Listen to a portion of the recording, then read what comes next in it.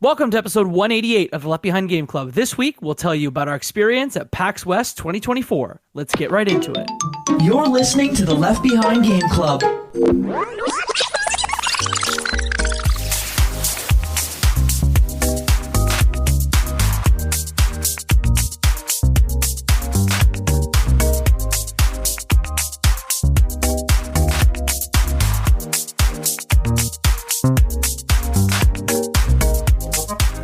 Welcome to the Left Behind Game Club, our never-ending attempt to make sure that no game is left behind. I'm your host, Jacob McCourt, and today I have two friends with me. The first friend, you know them, you love them. Their name is Asa Greenriver. Asa, hello. Hello. How's everybody doing tonight? We're here to talk about some video games. Is that what you're here for? I am now. Love. I am Our second now. guest is from Rusty Rupees, Darren Simmons Jr. Hello. Hello. Hi. Hey, friends. What's good? I miss you guys so much. Asa, I didn't get a chance to see you like that at PAX too much. It makes me sad. Jacob, I kept running into you, and I loved every moment of it. How y'all doing, boys? We're ready to talk about some video games tonight. Here's the format of the show for this evening. We're going to tell you about our 12 favorite games from PAX West. We're going to talk about some stuff that we saw beyond that. We're going to talk about how Asa was a huge heel in front of a group of maybe 200 people. And then, we'll talk about whatever else comes to mind. But before that, if you could do us three favors, give us a review on your podcasting platform of choice, because that's how people hear about podcasts, because the algorithm sees those reviews and gives it a kiss. Send it to a friend, because that's how people hear about podcasts, and follow us on Twitter at Left Behind Club. We got some great episodes coming down the pipe, and that's the best place to find out what we're doing. Asa, first time at PAX West, how'd you feel about it? I'm going to try to not be too long-winded, but it was my first PAX West, but like going into it, there was a lot of like outwardly forces that were making my trip short, and I was bummed at first, but after the weekend that I had, I was like, I was good. I had a nice little taste. I dipped my feet in, and that's kind of what I did with East too. The first year that I went to East, I was just there for a couple days. Second year I went to East, I was there for the full week. So it was fast-paced. It was wild. My feet were bleeding, but it was probably one of the most fulfilling couple days I've ever had. It was marvelous. Hell yeah! Need them Crocs, bro. Get them Crocs. Change your life. Just Crocs on my feet right now. Who are you talking to? you need that during the PAX week, bro. That your calves and shins will still be killing you, but them Crocs will save your feet. What number PAX was that for you, Asa? Was that 3, 4, 5? 4. No. 4. Yes, 4. That was 4. 4, so 3 East and then 1 West. Darren, how many PAXs you been to? How was your PAX West? Oh, it was busy. Like Ace was saying, tiring, jam-packed. Personally, I didn't get a chance to play too much the course of the week that I was there. I was very much on like Mad Rupees PR mode, just trying to talk to people, shake hands, just trying to keep the train rolling while the boys were getting a chance to play a lot more. But this, for sure, I would say this was the most, fulfilling and validating PAX for us as a group. That's for sure. I could say that. Hell yeah. And before we get into the games, I didn't really ask y'all about what you do. So Darren, why don't you start and tell folks about Rusty Rupees? Cool. First question. How much can I curse? Whatever you curse, I'm a censor, so go for it. Bet. Cool. Because that's part of my intros, depending on situation. Hi, I'm one of the 4 Rusty Rupees. Me and my boys do a gaming news podcast where we talk about games, anime, just entertainment industry as a whole. We talk crap to one another. We stream daily from community days, Tekken Tuesdays, where all we do is just beat ass and talk Tekken, and it's a great time. And then each of us have our own individual days of streaming where we all will play something of our own taste. So we each have our own individual days. So on Wednesdays, you'll see wrestling from Deontay. You might see a horror game or some Final Fantasy. There's just something from me on Thursdays. Justin streams RPGs. Cam is Mr. Indie Watch on Saturdays, and Sundays we do our live recording for our podcast. twitch.tv/FreshRupees and youtube.com/FreshRupees. Check us out. We're a good time. We're just here to, as you guys have met us out at PAXs and whatnot. That's the kind of energy we try to bring to our podcast as a whole. It's like, we're just here to talk. We're here to have fun and just enjoy what we love and also lament what we love, because we live in a very trying industry, and we try to go through it week by week, day by day, and still try to see the best in it. So yeah, good time, good stuff. I love it. And +1 about the energy y'all got. So Rusty Rupees, please check them out on Twitter, on TikTok, on you guys are on Twitch, on YouTube, and on podcast services everywhere. Rusty Rupees with 2 Y's on Twitter, because Twitter's some hoes. Love it. Asa, Borderline Entertainment, tell us all about it. Yeah, I'm still not like really good at like my elevator pitch, because what I do in gaming is I do kind of a little bit of everything. So with Borderline Entertainment specifically, that's content focused. I'm not going to say you're run of the mill, because that's really shortchanging myself. But, you know, I do podcasts, live streaming, YouTube videos, everything that it spans the gamut of content creation. I'm there. A lot of things are on hiatus right now. As I said, you know, before the show, I've got a busted ass PC. So that's something that is, once that's fixed, I'm going to be back more into the swing of everything. But I still put stuff out on TikTok, still put stuff out on YouTube. Just takes me a little bit longer. But I also work behind the scenes in games. I worked marketing, PR. I'm also a video game consultant, more specifically for Indigenous and Black culture. So if you're making a game and you want to make sure that you got the right stuff in your games when it comes to those cultures, you know, please make sure you reach out. And then I make games too. So Jacob got a taste of that. Oh, hell yeah. Hell yeah. Man. Oh, I didn't know that. Okay. All right, friend. I do just about everything that you can under the sun when it comes to games. And that's just because I got severe ADHD, baby. I can't do one thing at a time. I have to do it all. And if you want to follow along about your game dev journey, the best place to do that is your TikTok, right? Yes. I'm super bad at posting updates, and I've got a massive update coming, because the week right after PAX West was just off the wall, bonkers, busy. So yeah, I'll be posting my third developer update on there, but some big things coming. So hell yeah. So follow Borderline Entertainment on all the things, follow Ace on all the things, follow Darren on all the things. We're going to kick off this show with a little Not Games interview. We spoke to the Cookie Brigade, so I've got an interview here from Hayden Kane at the Cookie Brigade to tell us what they're all about. The Cookie Brigade, we're a 501c3 charity. We've been raising money at PAX and other gaming events since 2007. We've raised over $1 million since then. Premise is we've always give out free cookies. Cookies have always been free. They always will be.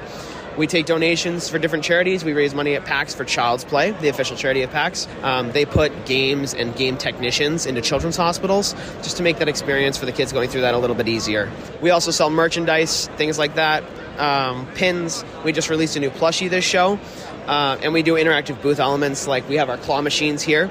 And that helps pay for our operations. We're a fully volunteer organization, so no salaries. 100% of the donations actually go towards our philanthropy and our charitable causes that we raise for. I know that in the past, Cookie Brigade used to go around with bags of cookies. I think y'all are a little bit more mature now. Can you talk about some of the changes that y'all have made in sort of maturing the organization? Yeah, for sure. So really, post-COVID brought 2 big changes. First one, we couldn't bring cookies around anymore. And the second one is we couldn't bake cookies anymore. So for my intro to the Cookie Brigade in 2019, I baked 3,000 cookies in a commercial kitchen, hand-sealed them and everything. And now we couldn't do that anymore. We also couldn't bring things around, so we had to adapt. Started with tables. We had a table at different events and things like that. But now we actually have a booth. This is our second West with a full booth. And the cookies, we've started working with some fantastic baking partners. For this show in particular, we have Wow Baking Company as our all gluten-free bakery. We have Cookie Mom's Cookies, which is actually one of our organizers and board members who created that company, in part to help bring back some of those fun flavors that people recognize from the Brigade in the past when we used to bake. And Feed Your Soul, they're our staple cookie at every show, 11 different flavors that come with us to every show. You talked about some of the interactive elements of your booth. Can you let folks know what they should expect if they come around to Summit, maybe in a future year at a different PAX, and maybe some of the merch items that folks can grab in addition to a delicious cookie? Yeah, absolutely. So the interactive elements are generally different for every show. Some, if they do really successful, we'll bring them back to a show in the future, but we always try to play with something that's on our theme. So the theme for the past while has been D&D. The pins have all been, themed with classes and monsters and everything. And so we released the Rogue this year, and it's on a chain, has the grappling hook. So we did a claw machine so people can kind of play as the Rogue and steal from the cookie jar, if you will. So that interactive element always changes, but we can always promise something fun and new and exciting every show. You'll always be able to find our Penny Arcade pins. They do very well, and the art is a lot of fun.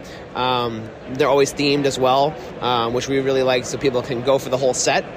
We also just relaunched the Cookie Dough plushie.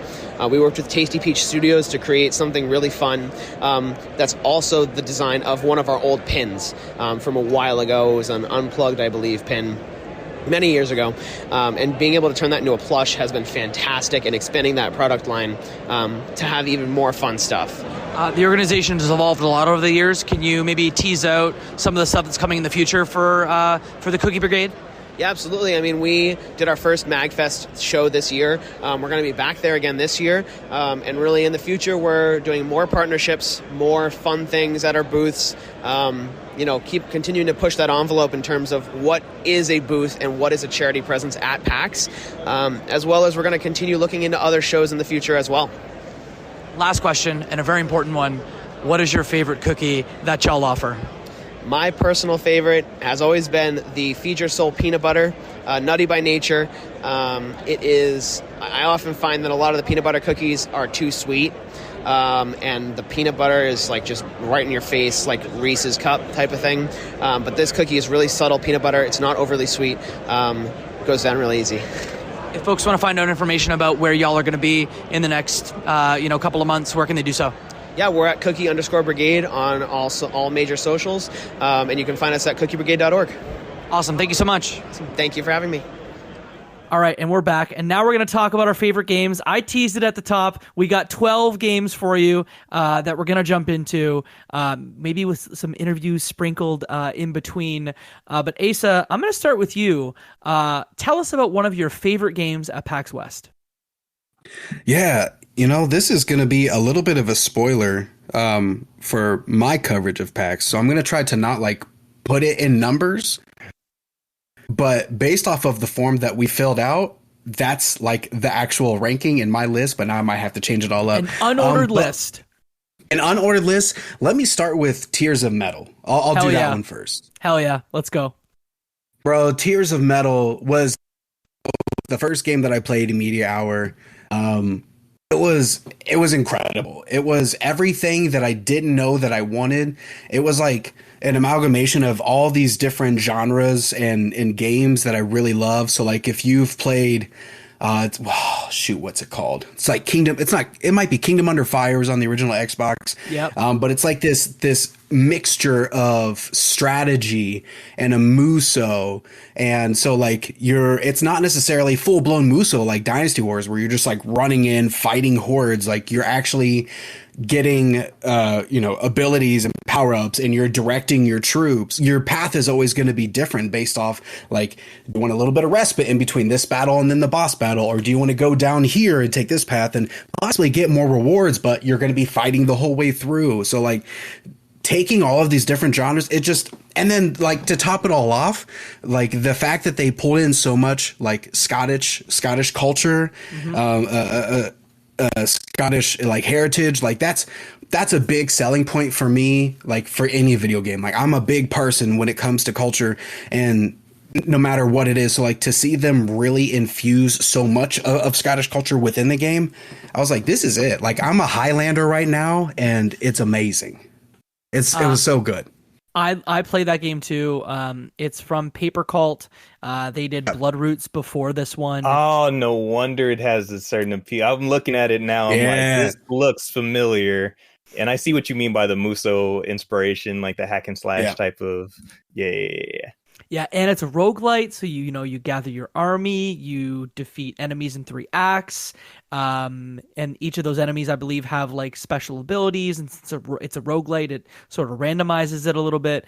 And the thing that really got me the most is, and I say this in the best way possible, but it felt like those 360 and PS3 games of old, like from the hack and slash perspective. It was nostalgic in feel, and I am also very excited for it. Yes. I always feel so bad, like comparing games to other games, like when I'm playing them. Yeah. But I don't mean it in a negative way at all when I do, like you say it to draw these comparisons, but I was a huge Kingdom Under Fire fan. And that was like the original Xbox. So like that completely skipped a whole other generation. So like to get to that feeling again after all these years later, it was so good. And then there was the whole aspect of like not only upgrading your character, but then like upgrading your army and your village. So there was all those pieces. I don't know if you got to see like that part of it, but wow, so good. Yeah, gotta shout out my Canadians. That's a studio from Montreal. So shout out to Canada. I guess that's my shtick now, is just shouting out Canada whenever I can. Anything else on Tears of Metal? All right, that was Tears of Metal from Paper Cult. We're going to make sure to include the Steam links for any game that we talk about in the description. And the best thing you can do as a listener is to wishlist a game that you think is cool, because it actually legitimately helps the devs. So if this sounded cool, you saw the trailer, you like it, please wishlist. Darren, you're up for your first game. So this one, first game on my list I'll talk about is Cricket J's Really Peculiar Game. And this game actually comes out this week. Comes out September 19th. So shout out to the homie Jimmy, the main developer from Studio Cameo. And with this game, it's been an interesting story with me and Cam specifically, because our first PAX West as a group 2 years ago, back in 2022, Cam had randomly ran into his game over at one of those little indie corners in the hall. He had just a single setup, just one screen. He had some lights that he had brought from his house to kind of taper around the table, just to kind of, give a little shine to it. But it's this 2D art RPG that's kind of like in the vein of like think Earthbound as far as combat, turn-based combat, active in its battle system. So when you're in the middle of an attack, if you hit, like, think Sea of Stars as well, like when you hit the confirm button at the right time, you do more damage. If you're about to get hit by an enemy, you can either block it to reduce the damage or hit or parry it to take little to no damage. There's modifiers between like after a certain amount of attacks, you have a tide bar, pretty much. So it's like the tide can go in your favor or the tide can go in your enemy's favor, depending on how many hits they've gotten on you. And you can boost your attack up when attacking. So you can hit up to 3 times to maximize your attack. So you could go from probably like hitting 14 damage to 35 because you have enough tide on that.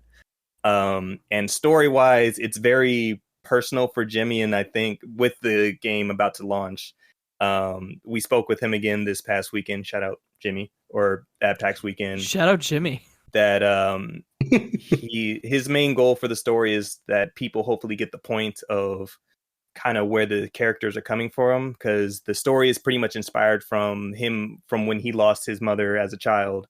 And so in the game, you play as the character Jay, who's pretty much going through, like, he's a recluse kid. He's kind of to himself since he lost his mother. His sister's away at college, so like she's your save point. You call her on the phone, just checking in, like, hey, hope you're okay. Da da da da da. And it's an adventure he's going on with him and his friends of kind of just like trying to find acceptance and recovery. And as you go through the game and you're interacting with his friends, you all see that they have, like, they're all kids. Like, they're 8 to 10. I'm going to put their age range. And so just through little dialogue pieces, like his neighbor, you go to his house and he's just like, oh, my grandparents, they're doing this, whatever. But then you see a little trailer in the back of their house and you go up to it, be like, what do we need to talk to my mom for? Let's go. And so, like, you already kind of get a bit of, like, there's some friction going on with his at-home life. There's characters dealing with discrimination and just kind of acceptance of themselves. And this is all just in little tidbits of gameplay they kind of give you through dialogue. But as far as, like, a classic style turn-based RPG, mechanics are fun. You stay consistently engaged because you have to kind of pay attention if you want to parry and not take damage. You have to stay active with it instead of just selecting your attack. There's different team attacks you can do with each character, and they have their own, like, cute little animations. There's a team up attack that's pretty much a Zantetsuken from, like, Final Fantasy, where I think it's called like Blackout or something like that. And you see Jay, like, takes his little stick and he, like, just hits it on the ground and the string goes black, and the other girl will go in and just a single slash, and so you'll hit like 40 damage or something like that. So just little cute, little quirky things. But been very excited about this game. Like I said, we've been seeing the progress of it the past 2.5 years. We saw him start off at this little table. Then last year we saw him got picked up by PM Studios, publishing the game and everything like that. So we're just like, hell yeah, that's our boy.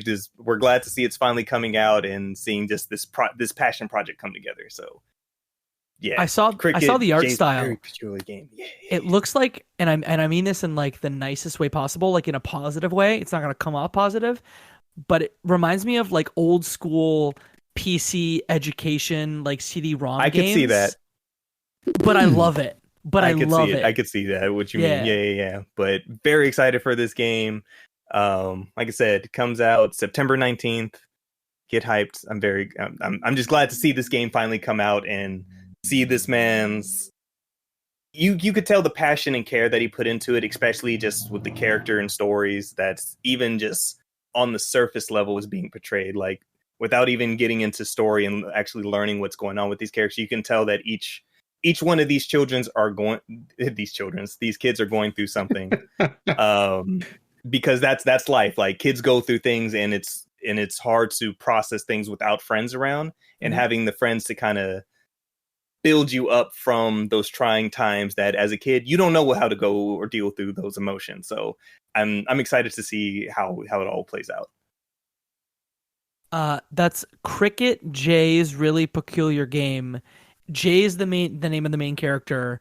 Is Cricket the name of the world? Like, what's the significance of Cricket? I want to say that's what his mother called him. Oh, so, like, Jay's the character's name, but whenever it shows, like, his mother, is like she calls him Cricket. Oh, but no, also it's like playing this, huh? I'm very excited, and also it's just a fun play on the game is called Cricket JRPG. Oh, boo! Good, very good. We love that. We'll put a link to this one in the description. Cricket Jay's Really Peculiar Adventure. And by the time peculiar game, not JRPG. So by the time you hear this, if you're listening to it on the first day, the game is coming out on September 19th.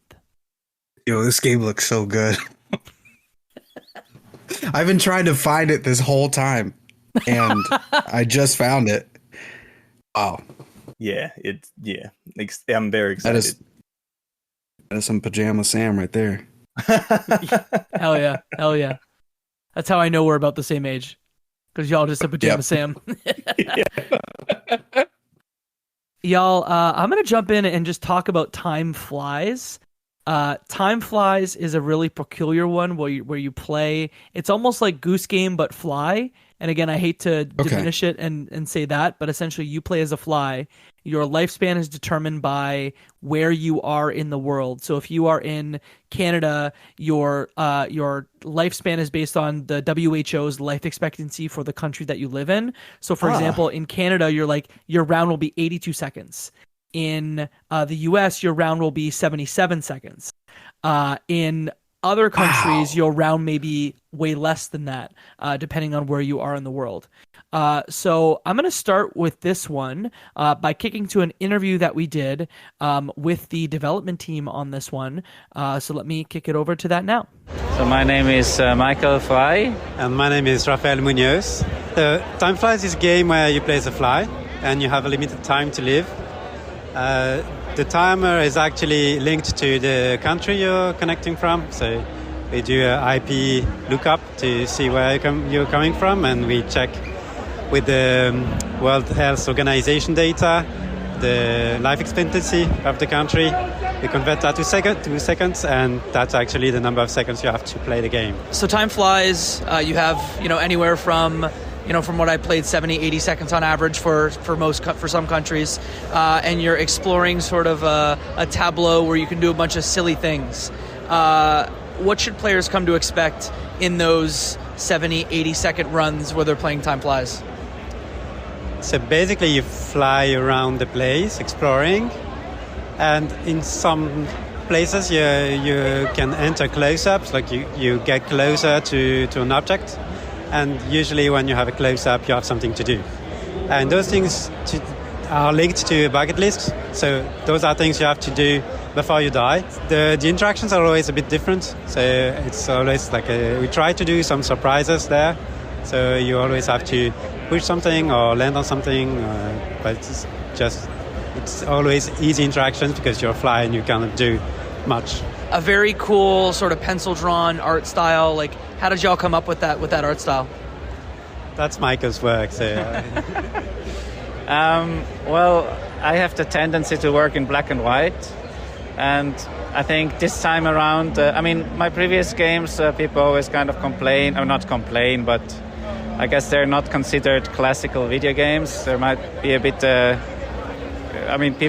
people prefer to call them experiences or whatever. I don't really care. I think they're games either way.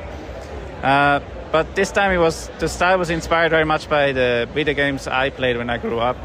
So I had my father had an old classic Mac Classic was it, I think called. And the first game I really got addicted to was a game called Glider, where you also kind of fly from room to room, but with a paper airplane. So I think kind of inspired by that.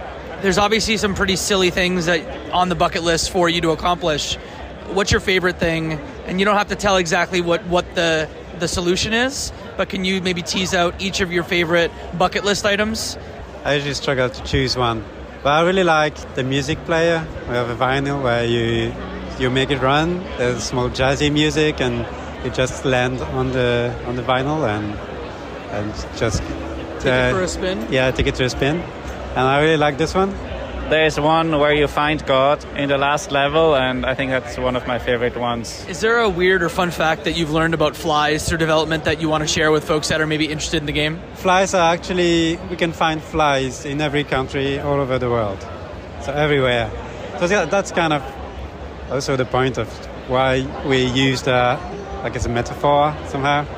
It fits. And we didn't really know that. It was like a hunch we had, it made sense. And when we checked the info, it actually fell into place somehow. That was a bit luck, but yeah. It's not a fun fact about flies, but it's a fact. Like the Japanese in the last century, they used flies for warfare.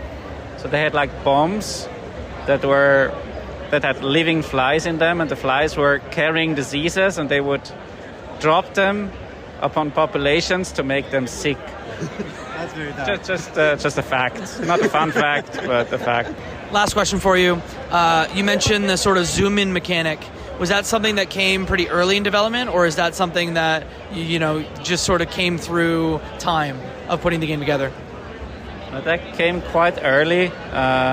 In the very beginning, we wanted just to make a little web game, and it worked pretty well. And we showed it to some people, and somehow people thought it's a good idea to make a game out of it, and it was a welcome challenge, I guess, for me at the time. But that was one of the first things that I guess worked pretty well. Yeah, and also I think it came also from some early drawings by Michael, where he tried to find the right scale for the fly in pixel art, and he actually drew the little fly that we can see in the close-ups, and also he tried to make it even smaller, and it ended up being a point somehow. So that was kind of good. Yeah, I mean, there's a lot of talk I'm kind of have a little bit of an animation background. There's always a lot of talk about character design, and I thought, how could I be as lazy as possible?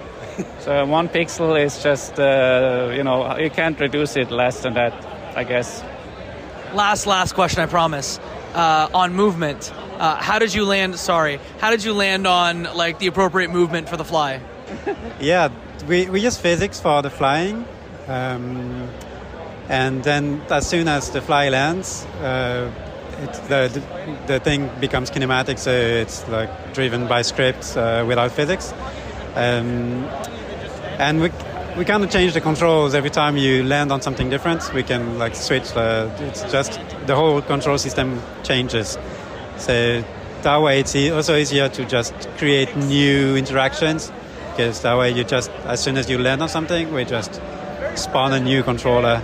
And yeah, I think we found the way it works quite early by switching between physics and no physics.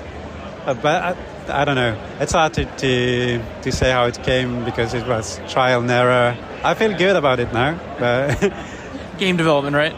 Yeah, I guess so. When's Time Flies coming, and where can players play it? It's going to come in 2025, and it's going to be released for PlayStation, Switch, PC, and Mac on Steam. Awesome. I remember seeing this. I remember when this got announced now. Oh. Yeah. And so this one's a Panic joint. And again, thanks to Michael and Raphaël for that interview. This is being published by Panic. And of course, the Goose Game people are publishing the Untitled Fly game. Of course. So in the demo, they showed me 2 rooms. So I've demoed it previously because, to your point, Darren, it's been at other PAXs before. But in this one, they were showing off a new level to press. And in the new level, again, it was just some mischief again. Essentially like flying up into light switches, seeing an interactive art installation of people. At one point, you make 2 mannequins kiss by essentially pushing one cart with a mannequin head on it towards the other one, and you slowly make them kiss. It's just wild fun, and it's a black good and white. time. Yeah, it's gonna be dope. That one's 2025. Okay. That was Time Flies. Time Flies, baby. And I've got the dev name right here, but again, we'll make sure to include the links to this one in the description of it. But this one comes to us from Playables, published by Panic. Asa, you're up with your second pick. Okay. I want to talk about Antonblast. Hell yeah. Because Hell yeah. Antonblast was a game that, I got the PR email, and I just, I only had so many days. I didn't have enough time. And I was like, unfortunately, I don't think I'm going to have time. If I can find some wiggle room, like, I'll definitely make sure I can stop by. But then it happened to be at Mix, and there was an open spot at the very beginning. So I just jumped in on it, and holy shit. I am so glad that I played Antonblast, because that was the most like breakneck, high octane, like rage-filled video game experience that I've had in a long time. Type game. Yes, and I had the devs like right next to me trying to explain the story. Like, I don't even know how to explain it. I think, shout out to Matt Storm, who said that it really has like a Wario, like WarioWare or like a Wario Land kind of vibe. And I really do see that, but it really has this old, like, you talked about Jacob, like the old website floppy disk game kind of aesthetic. Like, this was really that 90s, not even 8-bit, like probably 16-bit era. Yep. But like really smooth, really fluid. It's all about momentum. It really, to me, felt like, and I love Sonic the Hedgehog, but it felt like what Sonic wanted to be, because I get what you mean by that. I get what you mean. Yes, because the game is about speed and momentum, and you build it up by like the button presses and hitting it at the right time. And the more that you get speed, like there was plenty of times where I was moving too fast and I didn't know what the hell I was doing. I completely missed objectives, or I didn't get one collectible because I was just moving so fast because I was just so good at the game. But but no, like I felt like, wow, this is what I thought Sonic was going to be. Like I thought it was going to be this, like I'm moving so fast I can't control it. But the fact that, there's two different characters, they basically play the exact same, but their role in the world is different.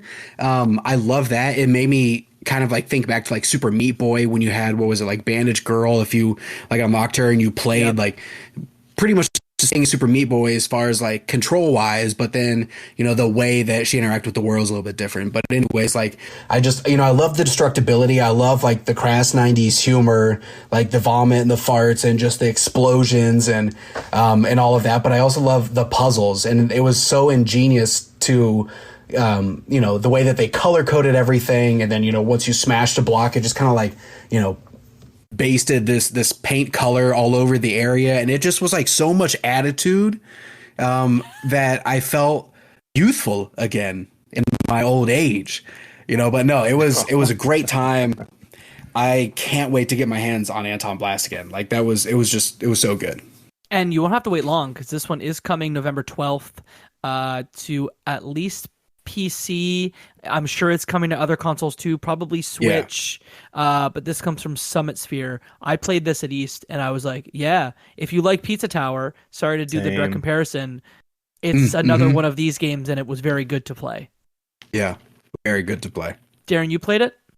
I played it back at East as well. Got a chance to talk to JB, and it's like you said, Asa, it has an attitude to it. It has such a WarioWare nature that we don't see anymore. So it's like, despite the comparison to like visually like of Pizza Tower, it's such a kind of just frantic, chaotic thing that's like, yeah. I think that's seeing games like Antonblast make you remember that, oh yeah, video games are kind of supposed to be whatever. And that is the most crazy, bombastic, just like, I'm here to run, I'm here to jump from platform to platform, go to the foreground and create more chaos back there, and then jump right back into the action. And it's just a good, chaotic time. It's like such a good blend of Tasmanian Devil from Looney Tunes. Yes. Sonic the Hedgehog, like with the speed. Also, I feel so bad about like dissing Sonic. It's cool. But then also, yeah, but like also like the humor and crass and 90s-ness of like Ren and Stimpy, like all of that like put together is Antonblast. I could name many like licensed platformers that it looks like too, and I'm not trying to disparage, but like the Chester Cheetah Cheetos SNES game, cool spot. Like it really grabs that Genesis SNES era mascot platformer. Yeah. For real. Yeah. I'm very excited for this one. That was Antonblast from Summit Sphere, out on basically everything on November 12th. Darren, you're up for pick number 2. Yes. So second pick is Ender Magnolia Bloom in the Mist from Binary Haze. So had a chance to speak with the CEO and co-developer for the game at PAX, and also had played a decent amount of the early access that had released earlier this year, so I had a little bit of experience with it. So it's a Metroidvania game, so if you know what Metroidvanias are, backtracking, getting new powers, new abilities throughout the game. And so the unique thing with Ender Magnolia, so this one's a sequel follow-up to Ender Lilies that had come out a few years back. Recently was on PlayStation Plus, if you had a chance to check that out, to get people excited for this upcoming one, which it's got an official release date. I believe like a week or two ago, they announced it's coming out January 25th. So for its full 1.0 release. And so the thing with Ender Magnolia is pretty much you're playing as a little girl, and so you're not exactly doing the attacks. You're pretty much summoning like stand-like spirits, a la JoJo, if you had to say. So some might have like some have guns, some have spears or large large hammers that you can diversify and kind of combo attack in the middle. So you can have one of the spirits using the spear to attack enemies while then you summon the one with the guns to kind of continue on the combo, and then you can have up to 4 different spirits that you're kind of comboing through. And so naturally, as you go through the game, each different spirit will have different usages with the environments and everything like that as well. I'm huge into Metroidvania, so my thing whenever I play something like this at a PAX or just in general, like if it's not, base old school Castlevania, it's got to have a certain Metroidvanias have to have a certain fluidity, a certain flow to them to kind of keep your interest, to kind of really keep the level design of backtracking interesting. So the big appeal, aside from the combat for me of Ender Magnolia and Ender Lilies just as a whole, is the environments of the game, because these are very beautiful backgrounds that they're showing. But very dark. It's dark and like beautiful at the same time. Like the way that they have the light shine through just the different cracks, whether it be the forest ambiance, like pinkish, darkish colors in the background. And I had asked, excuse me for not remembering the CEO's name, but I had asked what's inspired like the art style for the game, and he had told me before game development, like when he was still just an office worker, like he also did his own art, like so he did all the art for the game himself. Oh wow. And that once he started creating the game, he took the art that he had made just in his spare time and was like, maybe I could drop that in the game. And so everything we see from Lilies to Magnolia is all his doodles that he worked on when he didn't know exactly that he was even going to be in this profession. So did they have an interpreter? They did have an interpreter, yes. Okay, so Hiroyuki Kobayashi is the CEO. Yes. So, but very beautiful game. I enjoyed the hell out of Ender Lilies. So just knowing that another game was coming on the way, had to jump into it. My purpose at PAX was more to kind of get some insight from him and just kind of get the inspiration behind the titles. And also one of the main things I asked him too was like how he felt about putting Lilies onto PlayStation Plus, because it was the PlayStation Plus title for August rolling into September. And he was and he was saying that at first he was nervous, that he wasn't sure that it was going to be something that he even really wanted to do, but overall the reception after it being put on PlayStation Plus and everybody getting a chance to play it and experience that game for the first time, because honestly, if you didn't play it through either knowing from when there was a limited run games release for it, like that's how I found out about the game initially, was for their physical release, but just getting it out to the people, and now we have an official release date for the sequel is like, I'm glad I took that bet and got it out to more people. So, good Metroidvania, beautiful backgrounds, good combat. I'm looking forward to it. Yeah. Oh, how necessary is it to play Lilies to play this one? From what I've never played Lilies, but this looks good. From what my experience is, you don't even really need to play Lilies, but it's going to build more context for the story. Because you're still playing as the same character from the first one, so this is more of a gotcha. The combat's a little bit more of the focus on the sequel aspect, so it's just building onto the story. But if you didn't play the first one, you'd be fine. Okay, but I would highly recommend Ender Lilies, regardless. So that first game is Ender Lilies, Quietus of the Nights. Yes. And then this one that you spoke about, Ender Magnolia, Bloom in the Mist. And again, that one coming in January of 2025 from AdGlobe, Livewire, and being published by Binary Haze Interactive. I'm going to keep us going here by talking about a pair of games from Isbrid Games, who honestly are one of my fave publishers out there, because they know exactly the type of game that they want, and they continue to publish the games with the same vibe. It is creepy, scary, surprisingly deep indie games, and I'm super into it. So the first one I'll talk about is Everdeep Aurora. And Everdeep Aurora, the pitch on this one is it is a Game Boy Color-esque version of SteamWorld Dig, but has big Ghibli inspirations. You play as a cat, and essentially your job as the main character Shell is to just find your mom. I don't know what it is about mom games today, but we are putting the mom games on our list. The art is beautiful. There's no combat. It is really just exploring a level that is actually not that wide. Like, you can probably make your way across the level from one end left, right in probably 20 to 30 seconds. But the game is just wildly deep. And as you go deep, you find different shopkeepers and different folks to interact with and items to get, and you need to recharge your drill at different points in the level itself. And the thing I really appreciated about a lot of the games that I played, and maybe some of the ones that I'm going to talk about, is the focus on sort of non-combat experiences. And this game, you said SteamWorld Dig, Game Boy Color, Ghibli vibes with sick music, and you had me completely right there. Did either of y'all have a chance to play this one? I did not, and now I'm really kicking myself. I didn't play it this year, but I want to say it was at PAX West last year. We had tried it out. So I'm not sure if it was a different demo this year than it was in the past. But I would say, like, both me and Cam had gone around, looked at this one, and at the time wasn't quite sure what to kind of take from it. At first, for me, like, the digging aspect, I don't know if you guys ever played Motherlode back in the day. No.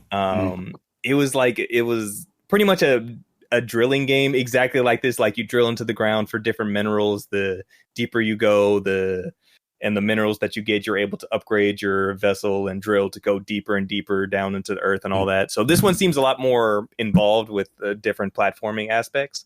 But at the time, all we saw was the digging part of it. And also, I don't know what it was, but both of us were like, not vibing with this one as much. So even looking up the trailer again now, I'm like, I didn't see any of this when we were playing the demo. So maybe it's because we missed some aspects of it. But the way you're selling it now, I'm like, okay, this sounds a little bit better than what I initially thought it was.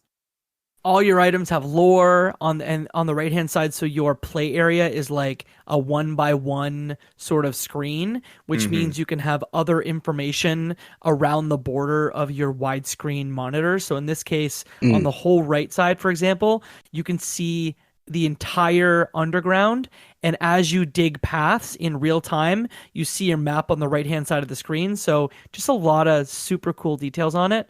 And like I said, Easebrid, unlike I would say they're the publisher that has a very definite style and vibe, and this game hits that same. They publish Demon School, or they are publishing Demon School, Valhalla.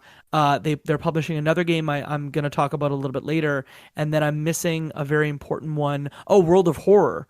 And so World of Horror were fantastic. Yeah, that's a great game. This is one of my favorites at the show. No date yet on this one, but make sure to give it a wish list on Steam from Nautilus Games and Easebrid. This is Everdeep Aurora. I wish listed that crap. That looks good. Let's go. Asa, you're up with game number 3. Okay. I had to pull up the phonetics on how to say this because I felt like I was butchering it every time, but it's despelote. Yep. Despelote. Yeah. Okay. This was like the third game that I played at PAX, and I likened the experience to when I played, what's it called? Space for the Unbound. Yes, a Space for the Unbound. But when I played that at PAX East, was that like a couple years ago? I remember taking off the headphones, and it made me cry on the floor, and I'm like, wow, this was a really powerful game. And this was the second time that happened. There's no combat. It is another one of those games where they really infused culture. It takes place in Ecuador. visual style really reminded me of Obra Dinn. I don't know if anybody. So that's really what it looks like.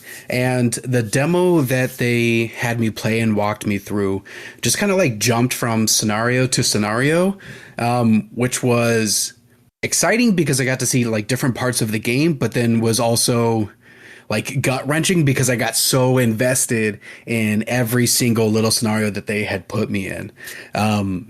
And the whole time you play as a child, at least like that was my experience. You know, you're playing as a child in Ecuador.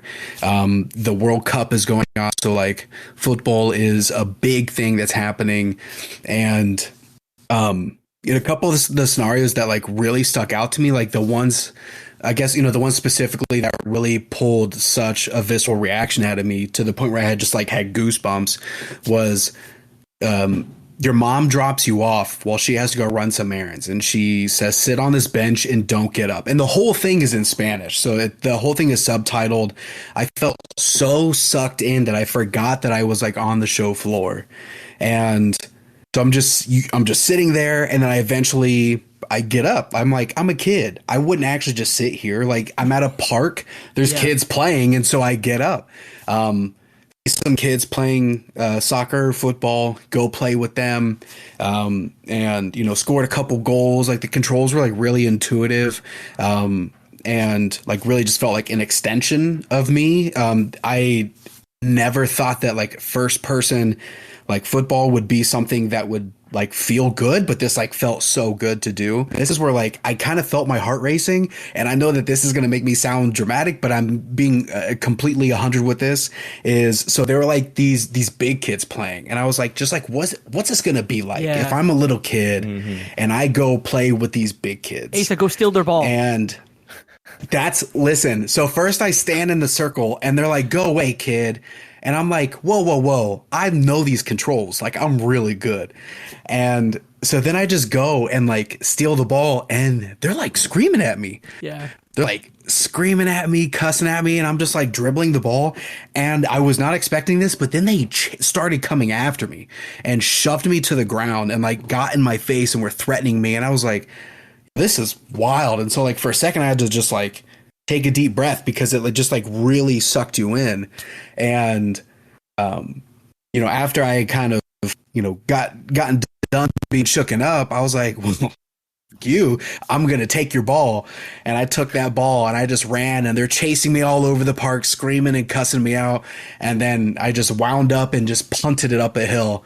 And then they were like super pissed off and then chasing me because they were mad, and I'm like, whoa, this is nuts. And then I ran by these adults, and then the big kids just kind of like started walking off. I'm like, this is unreal, like just the levels of detail. And it's a very like slice of life game. I'm so excited to play the full title, so I can like see the story throughout, because like I said, I'm jumping from scenario to scenario. There's like you're at dinner with your parents and they're talking about what's happening, within economics in Ecuador, and I'm playing with the stove while mom's cooking and she's getting mad at me, or like I'm playing video games in a video game and dad's like, no, it's time to eat, or getting yelled at by the teacher because I'm just looking outside and not paying. Like there's just so much going on in that game that I'm just like, this is a story that I really want to experience. Like it's not something that like you just play, it's like something that you experience. And I really appreciate like all the work that they put in. And again, like I said, at the top, when it comes to putting culture into a game, if you do that, and I can feel, obviously I'm not Ecuadorian, so any chance I can to experience somebody else's culture in a true authentic way, it was amazing. And I think the thing that maybe we didn't talk about long enough with Despelote is the fact that you mentioned it briefly, but the graphics, it almost looks like they scanned in real life photography and then threw a filter on top of it, but the characters are hand drawn. So it is such a wild thing that honestly, the video of the game doesn't really do justice until you are sitting there playing it and you see the world that you're sort of navigating around, going downstairs, going in the park, whatever, and then seeing, if you're playing soccer, for example, a cartoon foot come up. Like it's just this mind-bendingly cool graphical style. Like, I would say, if you want to like really see that, obviously I mentioned Obra Dinn, but if you want to like watch something that kind of has that feel, watch the 1978 Lord of the Rings animated film, or watch Fire and Ice. It's another animated film where it's like real life actors, but then like drawings on top of it. And it's a little weird at first, but like just sit and watch both of those movies and you'll really like catch the vibe and catch the feel. And it's a unique, like you said, it's a very unique art style that not too many people use, but it works so well in really immersing you in this world. The fact that you're saying that like you're so immersed in this game, because this sounds like a very personal story that on a show floor is kind of hard to kind of portray, because like a game like this, I would probably look at it from the offset like that looks interesting, but not here. Like like that's one of those stories that just one of those experiences like when Slay the Princess was big on everybody's mind last year. Like I didn't want to play that there until I got back home, because I'm like, this feels like something that needs to be personal. This needs to be something that like when everybody experiences, you get a chance to really kind of lock into it. And the fact that you were so locked in such an environment, that's kind of telling to the experience you had. So I'm mad interested now. Okay. And it's very much like Tales of Zao, where like you're gonna want to wear headphones, like wear those noise canceling, wear those surround sound headphones, so you can, because you want to hear the birds chirping, the cars going by, the distinct conversations that are happening. And even though it's all, if you're a Spanish speaking person and you know what they're saying, and that's perfect, but it was always like I heard someone else talking off at the distance, and based on the sound of the conversation, I was like, well, let me turn and go over there. And that's when the subtitles pop up, is like when you start to get a little bit closer, like the voice bubbles above, like when they're talking.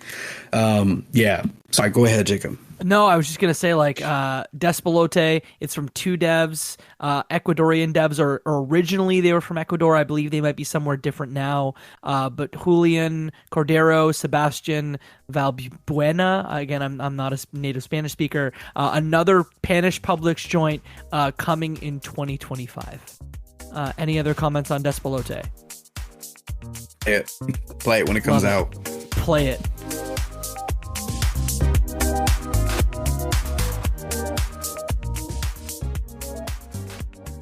Do you feel like you're the only person in your circle who wants to go deep about video games regularly? We were like that too, until now. Welcome to Crossplay Conversations, the brand new bi-weekly topical video game podcast from Luke Lewis, Joseph Hooper, and Jacob McCoy. With many years of breaking it down separately on shows like the Left Behind Game Club, Player Podcast, and Lukewarm Games, the gang is finally coming together to publish their gaming group chat in audio form every other week. Expect roundtable reviews of the latest games, profiles of upcoming indies, and insightful conversations about essential topics in the video game industry. All with a mostly positive, insightful, and fun style. Help us out by subscribing on your podcast platform of choice to get the first episodes delivered straight to your feed. And follow us on Twitter at Crossplay Convos for updates about the show. Cheers and happy gaming. Video games are a unique medium. They can tell stories, immerse us in strange, fantastic worlds, blur the very boundaries of our reality. But at the end of the day, video games are fun, whatever fun is to you. I'm Jeff Moonen. And I am Matt, a.k.a. Stormageddon. And on Fun and Games, we talk about the history, trends, and community of video games. It's a celebration of all the games we play and all the fun we find within them. And there's so many more games out there. So we hope you'll share in that conversation with us. Fun and Games podcast with Matt and Jeff.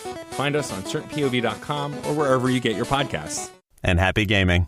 Darren, do you want to talk about Tethergeist? Yes. So Tethergeist, I had a little bit of time to check it out at the show floor, but then literally right before recording, I was like, let me hop back in this.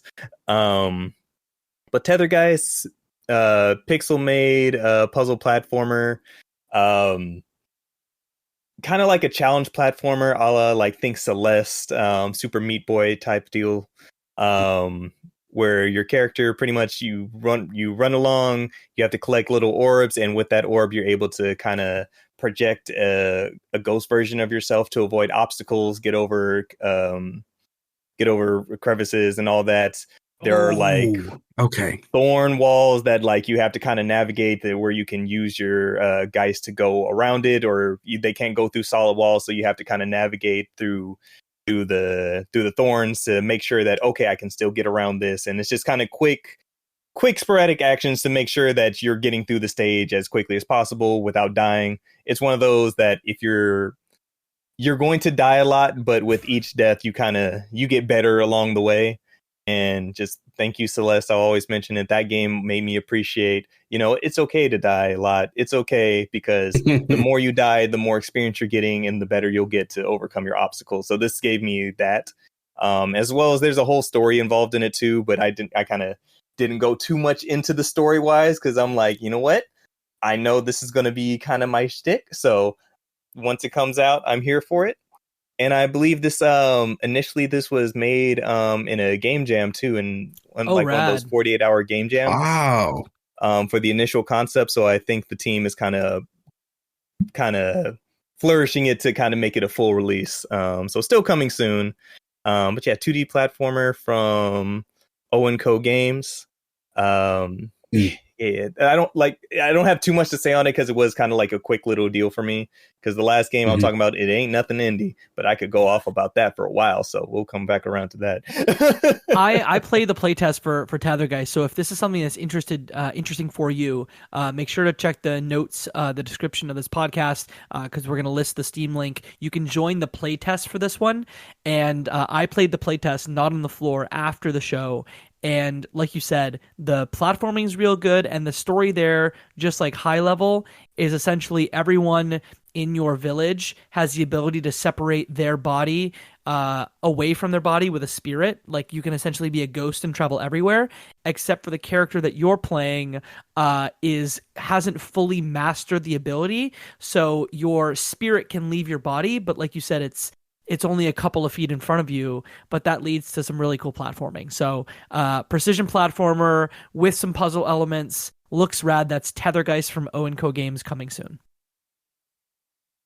I am going to talk through, let's go through Love Eternal. So I mentioned Easebrid's second game. This is a gravity platformer. If you like Tethergeist, you're going to like this one because it has the same vibe of like, being a very tough platformer that uses, if you played a game like VVVVV back in the day, it's got that like flipping between, top and bottom, switch the gravity, solve the puzzles, except beyond it being a very hard gravity-based platformer, it also is a psychological horror game on top of it. And so at some points you will go and you will solve a room and then you will snap out of the world that you're in, and then oops, your dad turns into a spider. Like it's wild. And I tried to get info on the story. I guess this was an itch game that had been previously developed. I think it was just called, I'll confirm, but I think it was just called Love.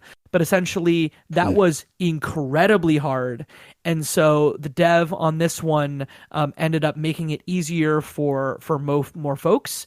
But added that layer of psychological horror on top of it. We have an interview for this one. So we are going to cut to that now. So my name's Toby Alden. The studio I am the head of is Brilka Games. And the game I'm making is called Love Eternal. It's being published by Easebrid. And it's a psychological horror precision platformer with a strong narrative focus. The game had its origins on itch with a game called Love. Can you talk about that game and kind of what led you to create this follow-up or sequel or game in the same universe? Yeah, so the original Love was a mass-core platformer I started developing, I think, about 11 years ago. It took me 3 years to make. And it took 8 years for anyone to beat. It was really hard. It was, a mass-core game for true freaks only. But I was proud of sort of the structural foundation of the game. So when it came time to make a commercial title, I was like, you know what? I'm going to sort of use this as the scaffolding to hang this like more narrative-heavy experience off of. And, in doing that, I also went back and like made the level so normal people could beat it. So I think anyone who approaches the game in good faith now, will be able to get through it with a little bit of perseverance. It has a fun combination of like an interesting world that you're building, and also this precision platforming. Can you talk about what players should expect in kind of both camps, in both categories? Yeah, in terms of the gameplay, it's this platforming that's focused around these like tight single screen challenges with like really short sort of retry, fail, succeed loops. You can expect to spend maybe like 7-10 seconds on like a single attempt of a room, but it'll take many dozens of attempts to actually clear the room. And the type of platforming in it's like highly precise. The controls are like really dialed in, so you have a high amount of control of your character, and you're sort of navigating these like claustrophobic puzzle challenges of like lasers and spikes. So that's sort of the mechanical side of it. And then the narrative side of the game is kind of a psychological horror. It's a type of horror that's more about building a growing sense of unease than maybe like jump scares or like beautifully rendered gore like spilling out of somebody. The aim I went for it was really to create that sort of feeling you have maybe with like a nightmare. It's like the type of nightmare where if you described it to someone else, it might not be obvious what's even scary about it. But when you're a participant in it yourself, there's that like sense of horror you can't quite pin down, but like feel somewhere. So I think that was sort of the feeling I was trying to replicate with the narrative of the game. You mentioned during the demo that you're developing this with your brother. Is that scary? No, we're pretty close. We work well together. And what's the split between kind of what you do, what they do, and like you said, it's been good, but is he someone that you've been working with for a long time? Yeah, we've had a lot of projects together. This is obviously our biggest one. In terms of like division of responsibilities, so I did the programming on the game, all of the design, and all the sound effects, and he did the art, and then we collaborated on the story. And then the other member of the team is Emily Glass, who's a musician based out of Australia, and she did the music. She killed it. And then there were like a variety of people around the world that we contracted with later on for sort of small elements, little assets we slotted in like later in the game's lifespan. But for the majority of the game's development, it was sort of that core team of 3 people. From a gameplay standpoint, for folks who are listening to this who kind of want to get a flavor for what the gameplay is, do you want to maybe talk about some of the games or mechanics that really inspired y'all, and also maybe some of the like your favorite films or television shows that might have also inspired the aesthetic? Yeah, for sure. So mechanically, I think the game was really inspired by sort of like the 2000s freeware era, like stuff that people were posting on TIG Source. A couple influences I can think of that were really I directly drew from were Jumper, which was an early Matty Thorson platformer, and the Knit series by Niflas, especially Knit Stories, was a really big influence on me, especially the way it sort of like created a contiguous, seamless world that you like really felt a sense of place in. I tried to replicate that with this game. And then narratively, the stuff I drew from a lot of movies. I think Kiyoshi Kurosawa's Pulse was a big influence. The most recent season of Twin Peaks as well.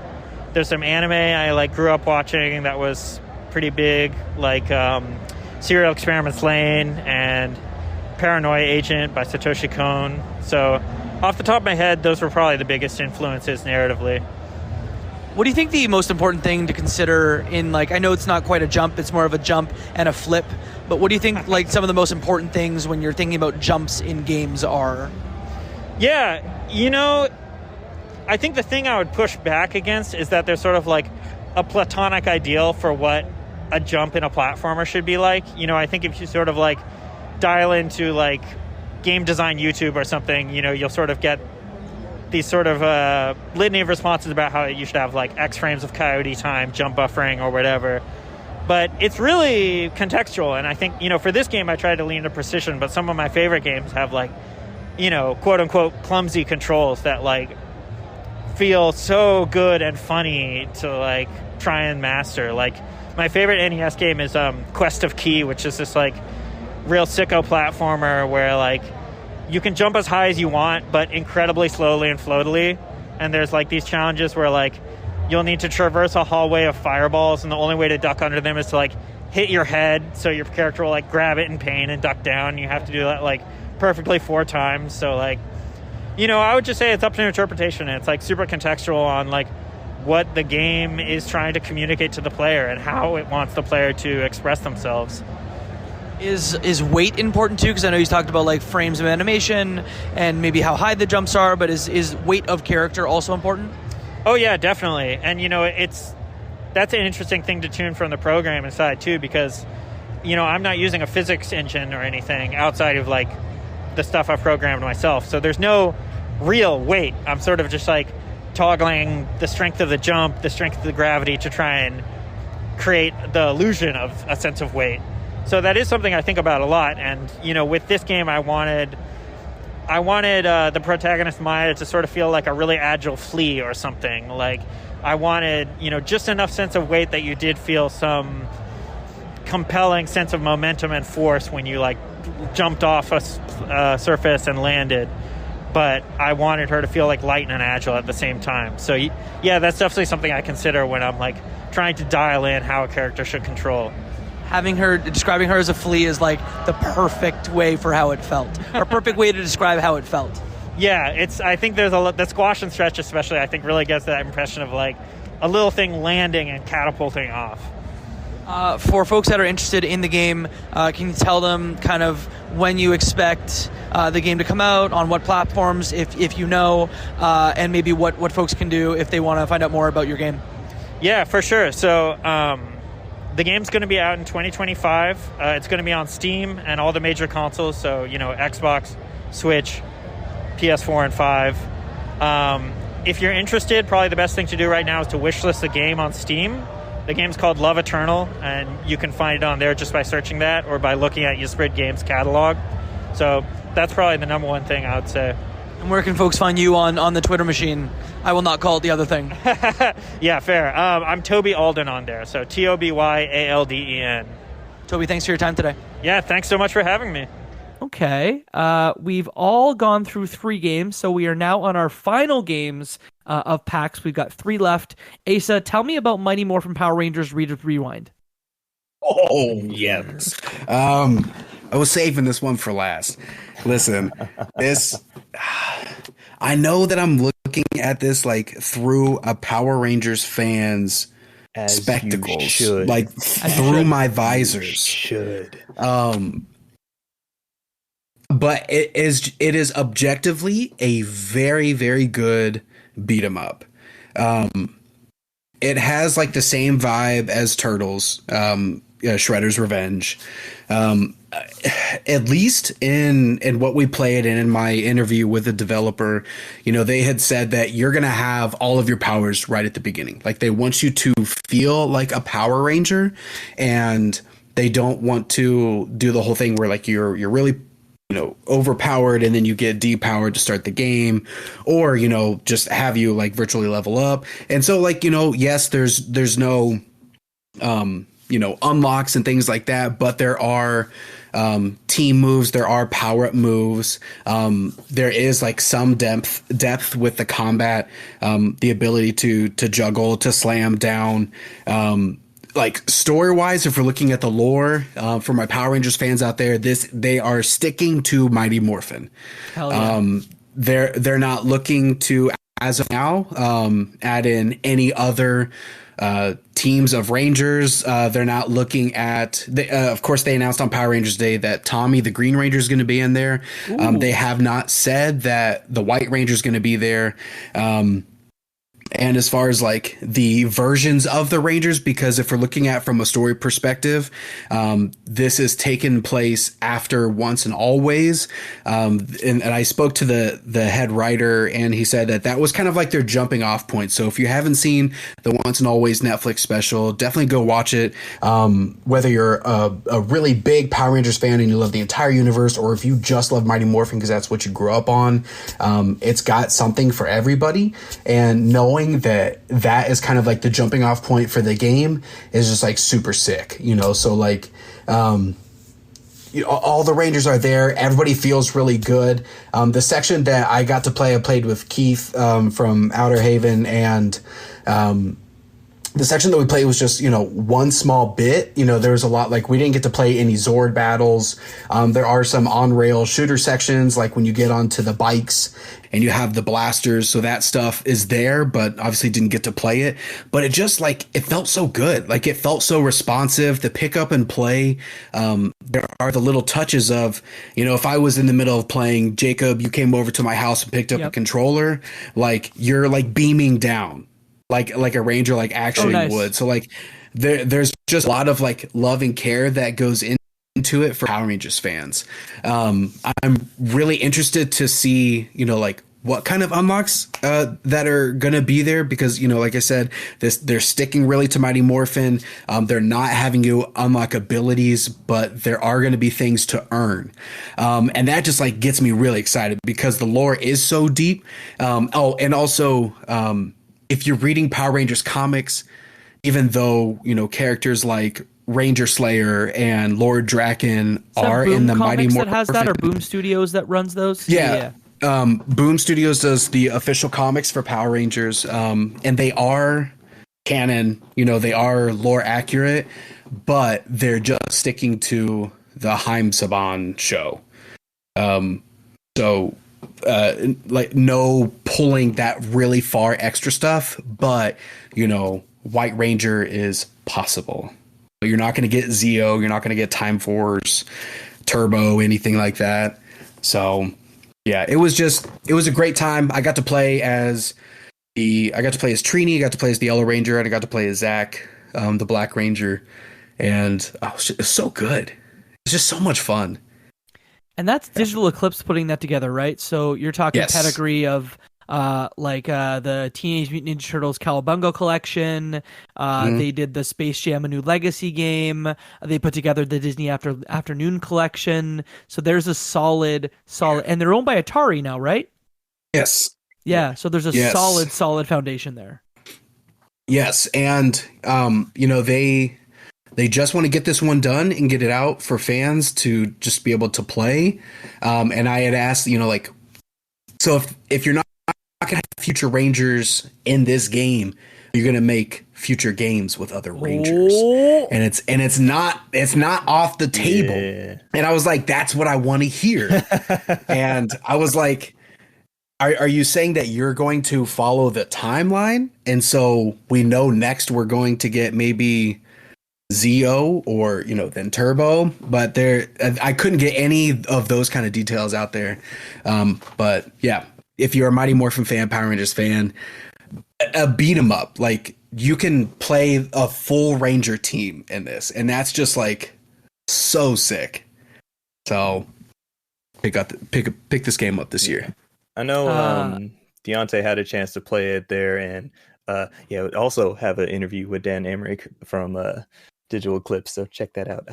But I want to say, because the way that the story is going with the main villain is Robo Rita, and it's her coming back in time to talk to Rita, hey, this is how the Rangers keep piecing us up, this is what we need to do, that doesn't happen anymore. So now that they're kind of introducing time travel, so that could be a way that they slowly incorporate stuff later on, so who knows. But yeah, I know that this was kind of their attempt of, because we didn't get things like Power Rangers, we didn't get the beat 'em ups back in the day with Power Rangers.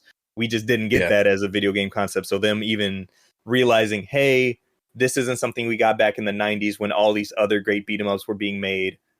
And we know that there's a love and appreciation for this property still, regardless of everything. Let's get it out there, and that they're nailing it. I'm excited for it. Yeah, and we need to show up strong for this. Right. Is there a date beyond 24 for this, or is it still sort of TBD? I thought it was October, but it could be TBD. I don't want to speak out of my ass on that one. Not sure if there's a concrete date yet. Steam says 2024 on it, so I guess stay tuned for date on that. Yeah. Cool. That was Mighty Morphin Power Rangers Rita's Rewind from Digital Eclipse. Your last game, Darren, is a little game called Monster Hunter Wilds. Tell us about it. It's a little game called Monster Hunter Wilds. So hi, I'm Darren. I'm a huge fan of Monster Hunter. I've been playing this series for over 10 years now, starting with Monster Hunter 3 Ultimate, really getting in. And boy, howdy, am I so excited to play Wilds, to get a chance to try this out, to get one of the first play tests outside of Gamescom. Man, Monster Hunter's so good, dog. Did you wait long for it? Because the lines were long. That was my first stop during media hour, and Nice. I did not get out of playing the game until after media hour and all that. But they were 30-minute play sessions. It was shout out to Derek from SDG GQ. Shout out. But it was me, Justin, Cameron, and Derek who all were part of our hunting squad. And so it seems like everybody I've spoken with about who had a chance to play the Wilds demo very much had a different experience than us. Because the base mission was you're starting off at your camp, go ahead, select 2 weapons, then go out into the open go into the open area. And your main quest is hunting one of the new monsters, a Doshiguma. And you kind of see it as soon as you go out, and it's the main monster. There's an alpha, so you can tell that there's a bigger one and 2 other smaller ones surrounding it. And so you can just go ahead, just the main mission, kill that monster. But as you're hunting, there will be a sandstorm that sweeps through the area and completely changes everything. Like the area is now dark. There's lightning striking everywhere. Monster behaviors change. Different monsters that you saw before the storm happened will slowly go away. And so that was the main objective of the hunt. But for us being adept hunters as we are, the new monster that they recently officially announced, the Ray Dow, shows up all the way on the other side of the map. And so we're naturally like, we don't need to kill this thing because we'll stomp this thing out in 5 minutes. We want that. We want that new challenging monster. So we all as a group traverse the sands to go after this new lightning monster that is hurting us. But I could go crazy on this. But overall, the main things with Monster Hunter Wilds that they showed off was the new modes of transportation using the new secret, the new bird-like monster that you're using, as well as you're able to take two weapons with you in one hunt. And so all you need to do is call over your secret, and you can instantly swap your weapons right there on the fly and just jump straight into the hunt. Like I said, the monster behaviors will change based off of the environment. So when you first start off, you're in a desert area. Then, like I said, a sandstorm sweeps in, completely darkens the area. Lightning is striking all around. As we're fighting the Ray Dow, it'll start attacking other monsters. You'll start seeing crags from its lightning changing the environment of the sand and everything. And as the hunt goes on, the sandstorm will slowly dissipate, and now you just have a lush, vibrant green and brown area, because everything that was there has now been swept away from said thunderstorm. And you see the monster that you're hunting. Initially when you see it, you're in a darker sandstorm, and so now that the sun is shining upon it, you're like, oh, it's got tiger stripes on it. You can see details that you didn't see beforehand, and you can set up camps out there in the open now, so that you don't have to go back to a central hub anymore. You can just keep the hunt going, but also monsters will be able to destroy those tents that you set up in the middle of the field if you're fighting by them. So it kind of keeps you consistently engaged. So it was only a short little play test. Even though it was 30 minutes, it's never enough for somebody who plays Monster Hunter. Only got a chance to try 2 of the 14 weapons, but you can do everything on your secrets. If you're using a ranged weapon, you can fire while you're riding. So while you're chasing stuff down, you can continue the attack. If you have a hunting horn, aka the Doot Flute, you can use that while you're riding to continue buffing your team even while you're still chasing. And then so apply your buffs, swap back onto your other weapon, keep up the hunt. There's so much good to talk about. I'm so excited. Have you guys played Monster Hunter? Are you guys into Monster Hunter? We need to hunt together. I need to get y'all into Monster Hunter. I'm a Monster Hunter light. Like, I played... let's see. What was the one on the Wii? That was Try. Okay, I played Try. I played a little bit of Rise, a little bit of Worlds, and I know that this isn't Monster Hunter, but it's Monster Hunter like. I played a lot of Dauntless. Ooh, okay. Dauntless was a good one. Yes, Dauntless was a ton of fun. I'm afraid of that game, honestly. I will say, and I guess I did. Oh, go ahead. Sorry. Oh no! Please go ahead. I was just gonna say I also played Monster Hunter within Metal Gear Solid Peace Walker. Nice. Rathalos shows up, Tigrex shows up, and then there's like a new hybrid between the two IP. They like make their own with like a Metal Gear, but it's a monster. That's sick. I will always say that like Monster Hunter, aside just as a game, it's very special for me, and because I will say Monster Hunter is the reason why I started doing this podcasting stuff is because of the friends that I made through just playing Monster Hunter World when it first came out. Shout out to the homies at Cheesy Controller Podcast, but just saw my friends is like, hey, anybody play Monster Hunter on like a kind of funny forum? And I was like, yeah, I'll play with you. And then we just started playing. We all got close. I saw they were doing this thing. And then I was like, you know what? We could do this thing. And here we are 5 years later, getting a chance to try out Monster Hunter before it comes out, seeing the evolution of kind of like what brought so many of me and my friends together to kind of make this thing possible. So it just holds a special place in my heart. And I'm like, good game is good, but also it's the meaning and camaraderie that Monster Hunter builds and the joy of kind of saying, hey, have you not played this before? And if you have, was it by yourself? Come on with me and the homies. Let's take you through some hunts. Let's just go in. Let's go make some good boots and just have a good time. So 4-player co-op, weather, 14 types of weapons. I guess they've been working on the game for many years. Monster Hunter Wilds coming in 25 for Windows, PS5, Xbox Series X and S from Capcom. And crossplay this time around, baby. Crossplay. There you go. We love. One more game left. Just to wrap us up here, I'm going to talk briefly about While Waiting. This comes from Optilusion, developed and published. Essentially, it is like slow WarioWare, where you have a vignette and you just have to wait. So it'll be something like, hey, just wait for your bags at the airport. Or, hey, wait in this traffic jam. And you can either choose to listen and just wait. There's even a little fidget button that you can play with to essentially just like let the time pass. Or you can find sort of the secret objectives that are hidden throughout. And not to say this is another like check off list game, like Time Flies, but you can essentially discover secret objectives in the actual vignette as you play them. So there's supposed to be something like when the game finishes, like 100 different, I want to call them vignettes, where you can either just kill the time or try and find the secret objectives in the vignette.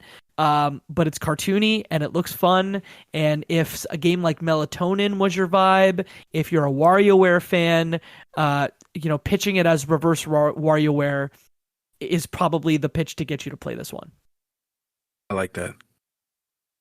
And aesthetically, it looks kind of like Florence. Yes, 100%. Florence was chef's kiss. Yeah, that's a way better graphical comparison. It does look a lot like Florence. Yeah. I'm all about this. So that was While Waiting. Let me run through our 12 titles that we spoke about. So I spoke about Everdeep Aurora, Time Flies, Love Eternal, While Waiting. Asa, you spoke about Mighty Morphin Power Rangers, Rita's Rewind, Tears of Metal, Despelote, Antonblast, Darren, Ender Magnolia, Bloom in the Mist, Tethergeist, Monster Hunter Wilds, and Cricket, Jay's Really Peculiar Game. Any shout outs for some quick, we'll do like a lightning round of other recommendations that y'all have. Why don't I kick it off if that makes sense? You guys can have go. Yeah. So I'll just shout out 2 games. I'm going to shout out All Systems Dance from the homies at Mighty Yell. Oh, yeah. Dave Proctor and his studio. They are working on essentially like a game that's not about combat, but you actually take on enemies from an evil corporation using the power of dance. Those dance moves can also then apply to platforming in the world. It's going to be, in my mind, it'll have the same humor as their first game, The Big Con, had. And so if it's anything like that as far as the humor goes, with the dancing, there's a lot of moves that have been choreographed into this thing. It's going to be dope. We got an early view on it. It's the first time the game's ever been shown. And if the game just builds on what they had at the core at PAX, it's going to be sick. Asa, did you play it, or are you just like a Dave Proctor Mighty Mo fan? So I actually worked on the Big Con. What? Yeah. Okay. Okay. And so when I connected with Dave at East, and I just so happened to be with our friends at 6-1 Indie, Dave was like, "Hey, do you want to see what I'm working on that nobody knows about yet?" And so we got to check it out before the announcement at East this year. So nice. Super excited about that. I didn't know you worked on the Big Con. Look at that. I did work on the Big Con. Hell yeah, let's go. And then I'd love to shout out one more game. This is the game is now called oneway.exe. I think it was previously called More Than One Way, but it is a first-person horror game that has two layers. One is like old school narrative horror, but also themes of sort of growing up on the internet in like the 90s and 2000s. And so they have these, again, I guess I'm going to say the word vignette a whole bunch, but they have these little vignettes that are based on different themes and different, both literary themes and internet themes. And then also there's a meta layer on top of it of the devs that are developing the game actually have like a story layer on top of those vignettes. So it's going to be wild. We actually have an interview right now that I'm going to cut to with Bug and Spider, so you can hear more about the game right now. My name is Bugs. My name is Spider. More Than One Way is a game that puts you into a haunted game where your goal is to learn about the three developers and what happened to them while exploring a game that's about the internet and the horror subcultures of the internet, from the start of the internet to modern day. The demo that we have right now has 7 different paths that you can take, and each are based on the different eras of the internet, and the horrors are attached to it. So we try to draw in from that nostalgia, but as well as the parts of the internet that people don't like to talk about or that they never experience. We want people to feel like they experienced them by playing our game. So it's a physical location, it's a 3D environment that feels like you're on a computer. It feels like you're browsing a website, but you're actually walking around in a room. And that's what we try to get across with all the rooms. They're all aesthetically entirely different, depending on the era that they're trying to recreate.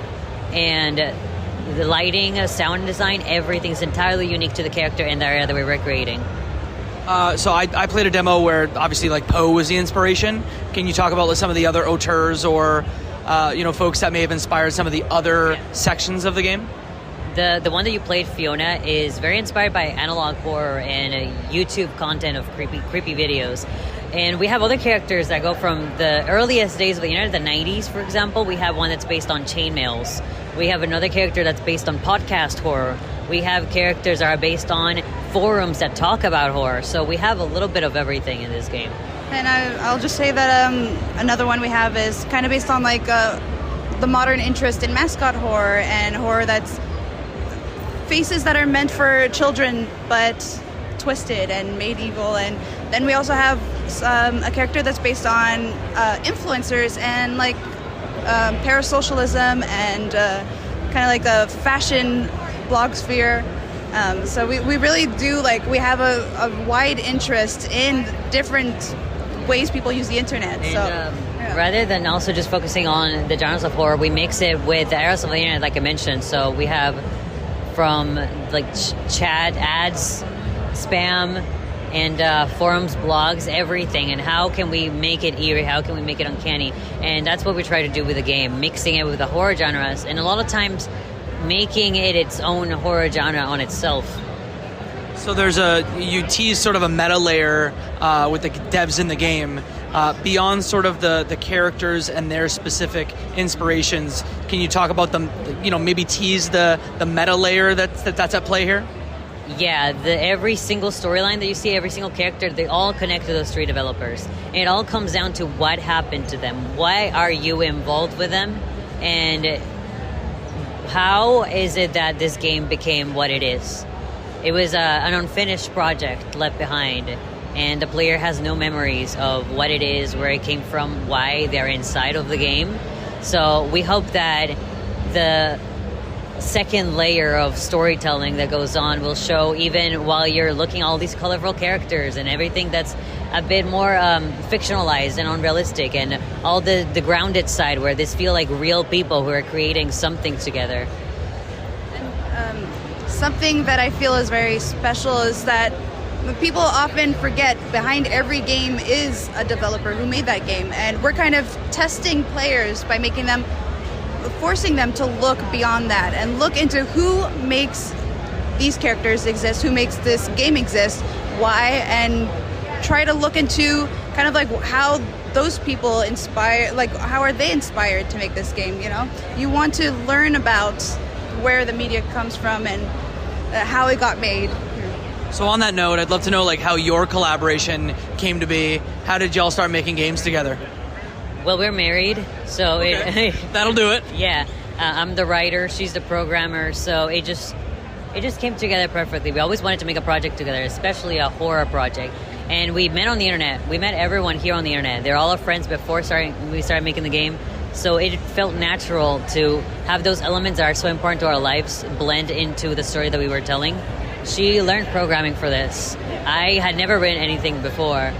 So it's all new to us, but the collaboration just worked out. Everything just has worked out so well, and we're making a game that we feel proud of, a game that we want to see exist and that we want to play. And that's mainly the reason why we made it in the first place. It's all a personal project that comes from our own pockets. I mean, you also said it very perfectly, and I think it's really special that all of us made our friendships online. It kind of like plays into the narrative of More Than One Way, and it's why we're so proud of our very small team, because it's very personal to us, and the story is personal to us, and we hope that players can engage with that and feel that when they play our demo today. After the description of the game, if folks want to learn more about it, can you tell folks where they can find it?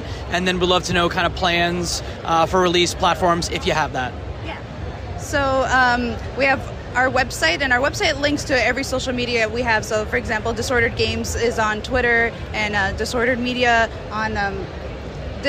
we have Discord, where we have a lot of people come together and they get to talk about the game, but also they talk about our website ARG that has been going around. And that's kind of the best way to reach us, because we're all there and we're all very engaging, and we want to speak to them and speak to the people who are enjoying our game. As well as our Kickstarter that's coming out very soon, right after the demo goes public in early September. The Kickstarter follows right after, so they can see any updates on the game's development and help us get there as well. Thank you so much for your time. Yeah, thank you. Thank you for the interview. Thank you. All right, those are my two games. Do y'all have any other games you want to talk about? I got to play Rugrats at the Limited Run booth. Another great callback to old like 90s platformers. The ability to be able to switch between like original graphics and then updated like actual cartoon graphics is like a ton of fun. Switching between Phil, Lil, Chucky, like switching between all the babies, like everyone plays a little bit different. And the game is actually really challenging. I was like getting kind of frustrated with how difficult some of the levels were. Yeah. And I love that. I love a good challenging platformer.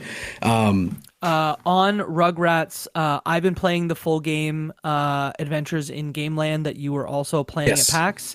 And like you said, the graphical switch between NES graphics and modern graphics is rad. And it looks like it's a game that's relatively short. You can kind of get through it if you're good at it in a couple of hours. And it is co-op too. So the coolest part is if you're listening to this on the day it comes out, it is also currently free on Epic. So until September 19th, you can get it for free on Epic. So make sure if you're listening to this on the 18th of September when it comes out, that you need to download it either on the 18th or the 19th. That's free on Epic. And then Dead Rising Deluxe Remaster. I am a huge Dead Rising fan, and I like beelined. So like when I went to Capcom, that's what I didn't play Monster Hunter. I played Dead Rising, and if you played it back when it came out for the 360, it's like the same old goodness with some wonderful quality of life improvements, and it just looks and feels good. And like talk about playing an Xbox 360, PS3 era style game, and that's exactly what it is. It just feels fresh in this day and age, and I'm excited for like people to jump in with the remaster. I'm hoping that we get like 2 and 3 and 4, like if they can just like bring them all back, then it's so good. It's so much fun. Darren, we talked about our 2 games apiece. What you got? Man, from what I got, if I don't explode again, honorable mentions is from King's Isle, the makers of Wizard 101 and Pirates 101. They have a new game, the first new game that they're making since 2012, called Ravenwood Academy. So it's their first. Yes. Yeah, so this is the first game that a new IP they're making since 2012, and this is pretty much extending on lore that they created in Wizards 101, pretty much going back decades in the story.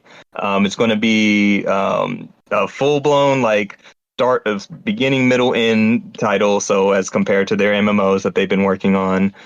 Just pretty much just going over what happened in the world of Wizard 101. So they were saying that you're going to recognize characters that were in that you'll recognize from the main game, just a lot younger.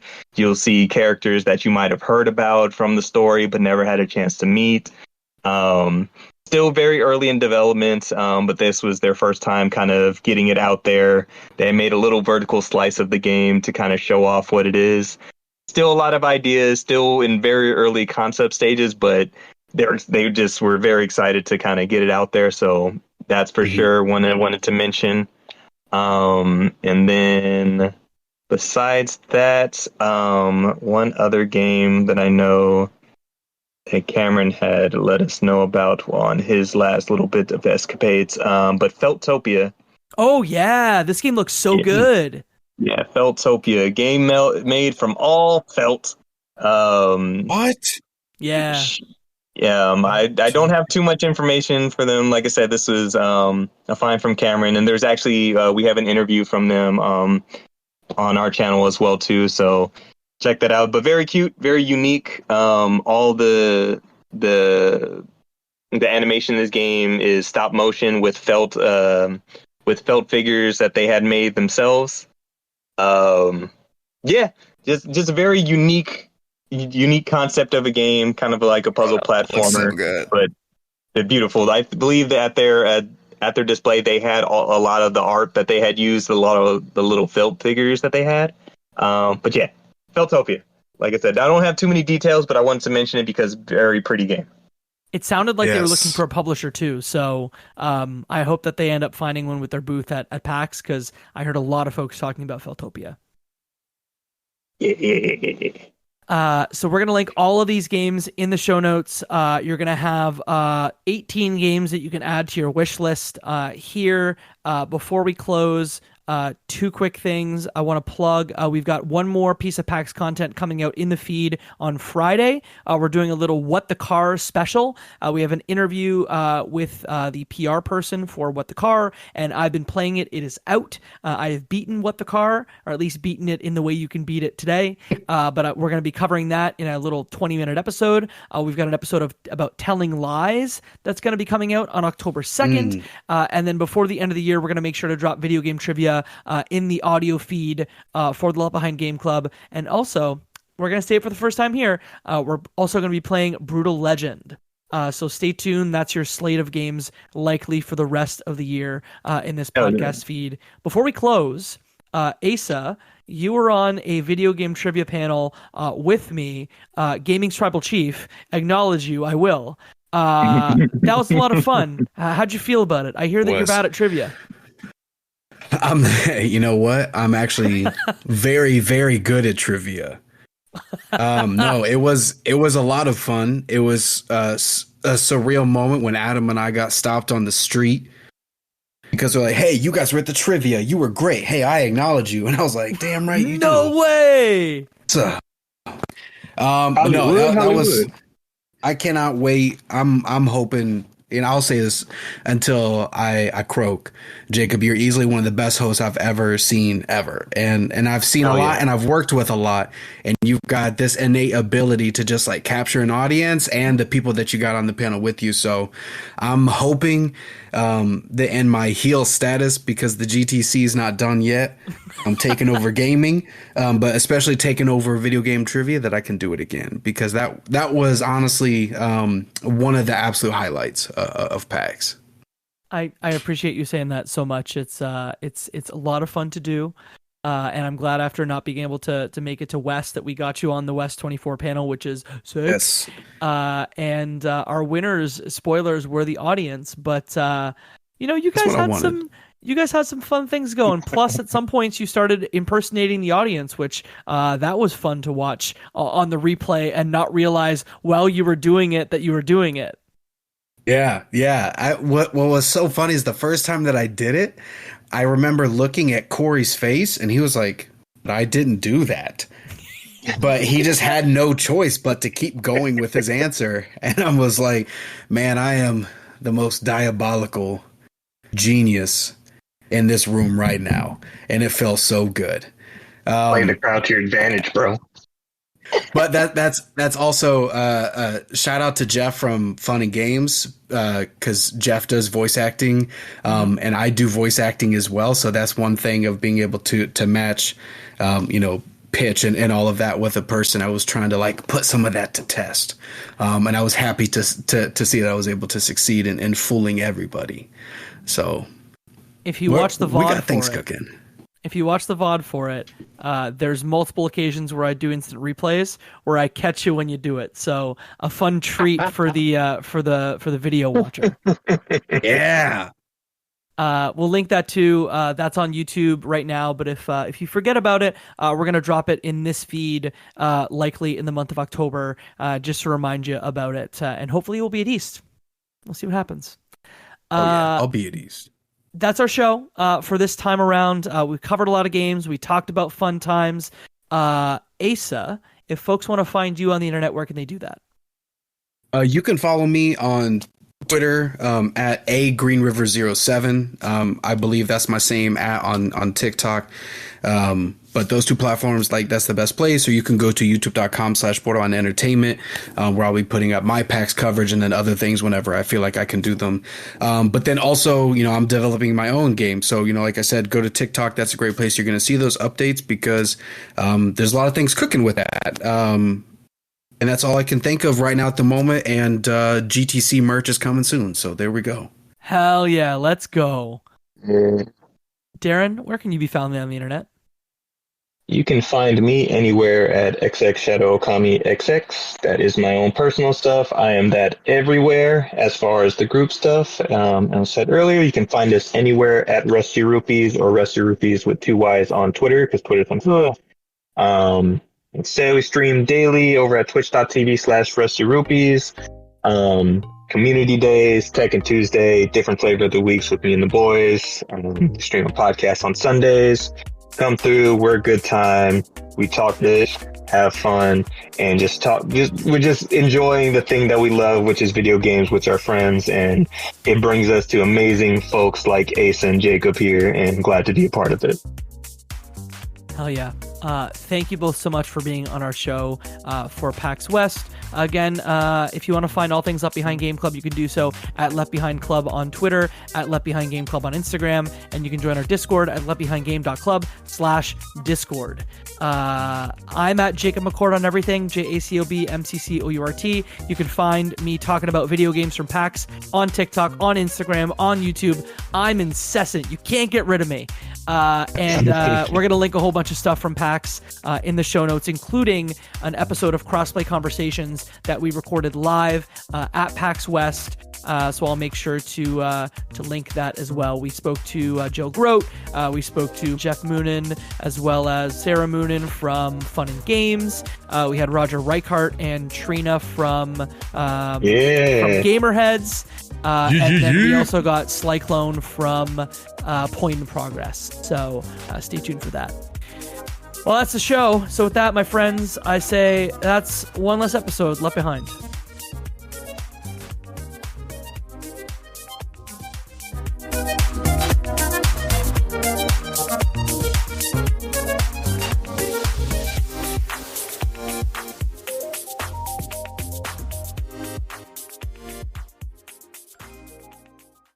Okay, so now our traditional PAX podcast is over.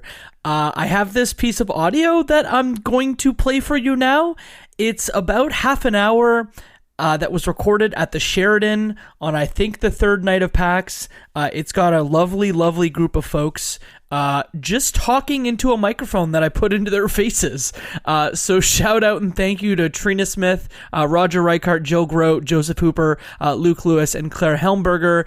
For the next 30 minutes, you're going to hear a variety of topics from My Hero Academia. So if you're conscious of spoilers for that, you may want to skip part of this conversation. I'm going to yell at Americans about Canada, and then they're in return going to shove a list of California, Washington, and Minnesota cities on a sheet of paper for me to read out. One quick weird note, if you have kids in the car, there will be no swear words in this, as we always do on the Left Behind Game Club. However, we're going to talk about a certain person from the North Pole, and you may not want to play this in front of your kids if they are younger. And with that, oops, a secret podcast. Yeah, so, okay, my story is carrot cake. When I was a kid, I thought was going to be a fun cake in the shape of a carrot. Like, it would have been cool. But then I took a bite and I was like, oh, this is made of carrot. This is terrible. Okay, so what is your childhood disappointment story? Is it about food specifically? What is my childhood? I don't know. I had a pretty good childhood, so what's your childhood disappointment? My childhood disappointment? Oh, my childhood disappointment. Oh, geez. When I found out Santa Claus wasn't real. I cried. Because you know what? Here's the thing. I went to school, and all the kids are saying Santa Claus isn't real, and I said my parents would never lie to me about that. I did that too. Yeah. And then when my dad called me down, I was really mad at my dad, and I cried a lot because they lied to me. And guess what? I never told my kids that there's Santa Claus because of that. Yeah. So how do the presents get under the tree? Well, I take credit for the presents that go out of the tree. For sure. You get credit for Santa Claus bringing presents? Yeah. So rude. Childhood disappointment. I have a good one. So my childhood disappointment is when I was growing up, I saw a commercial for Pokemon Stadium. I was like, this looks fire. So I told my grandma, and she was like, okay, we'll get it for you for your birthday or whatever. I'm like, this is amazing. We go to Walmart, and I asked the guy, and I say, can I have Pokemon Stadium for PlayStation? And he said, it's not on PlayStation. And I told him, on the commercial, they said it was for E for everyone. And he was like, that is not what that means. It is only for the Nintendo 64. And I was like, oh no, this is so sad. Eventually I did get that Nintendo 64, positive outcome. But in that moment, I felt one, dumb, and two, hella sad that I wasn't going to play Pokemon Stadium that day. It's a pretty good story. I don't know why I turned this on. You just had it in your hand and I got to turn it on now. Every single moment of your life should be content. Hashtag content. Hashtag content. So I was kind of a horse girl growing up. Kind of a horse girl growing up? You don't stop being a horse girl. Horse girls forever. Okay. Well, whatever. Okay. Like, legit, my parents got me, like, I think it was called Pony Club, like, magazines, and I loved horses. And I asked for a horse for my birthday, and I go into the garage, and there's this huge thing in there, covered with a tarp. And I take the tarp off, and it's just a stupid swing set. I thought it was going to be a horse. That's the meanest thing I've ever heard. Yeah. But it's like you can't get mad because they got you a swing set and they tried. But did you get upset? I was very upset. Understandable. That's a sad story. Okay, Jacob McCourt. What, ladies and gentlemen of the jury? He is claiming. Oh, I got an entire flight of tea. He's claiming to have never had a disappointment in his entire childhood. Okay, do you want to tell that story? Thank you. This cider will be delicious. So when I was a kid, I was very short. I was very small. I was bad at sports too. Very uncoordinated. Yeah, and then my life changed. And so I wanted to play hockey. And so my parents sent me to a hockey school in my hometown that was run by a former NHLer. And so, thank you. And so when the former NHLer had me at his camp, it was for a bunch of travel hockey kids, so I was terrible. And so instead of just passing me because he's like, this kid will never make it, let me just like not crush his spirit, they gave a report card at the end. And the report card was basically like, I got a D- on the report card. So instead of being like, we're just gonna give him like a C+ and be like, hey, whatever, they gave me a D- and told my parents that I should never play hockey again. And they didn't tell me until much later. They're being like, yes, this hockey player said you were terrible and should quit now. Yeah, I ended up quitting a few years later, so he was kind of right. But like, off that man. For someone who said he had no disappointing childhood stories, that's pretty disappointing. Cheers to that. Cheers to childhood disappointment, Jacob McCourt. This is the monthly cooldown for a Player podcast, PAX West edition. I'm just gonna put this in I'm gonna force this in your feed. Put this in our RSS feed. Yeah, I'm gonna get the password and put it in there. That's totally fine with me. We need the content. Yeah. What do I say if I'm like? What does our son always say? Game on, folks. Then it's done. I did the thing. Yeah, like, subscribe, comment. Especially comment, please. We need interactions. Playerplayer.com/Discord. That's it. Yeah, come join the Discord.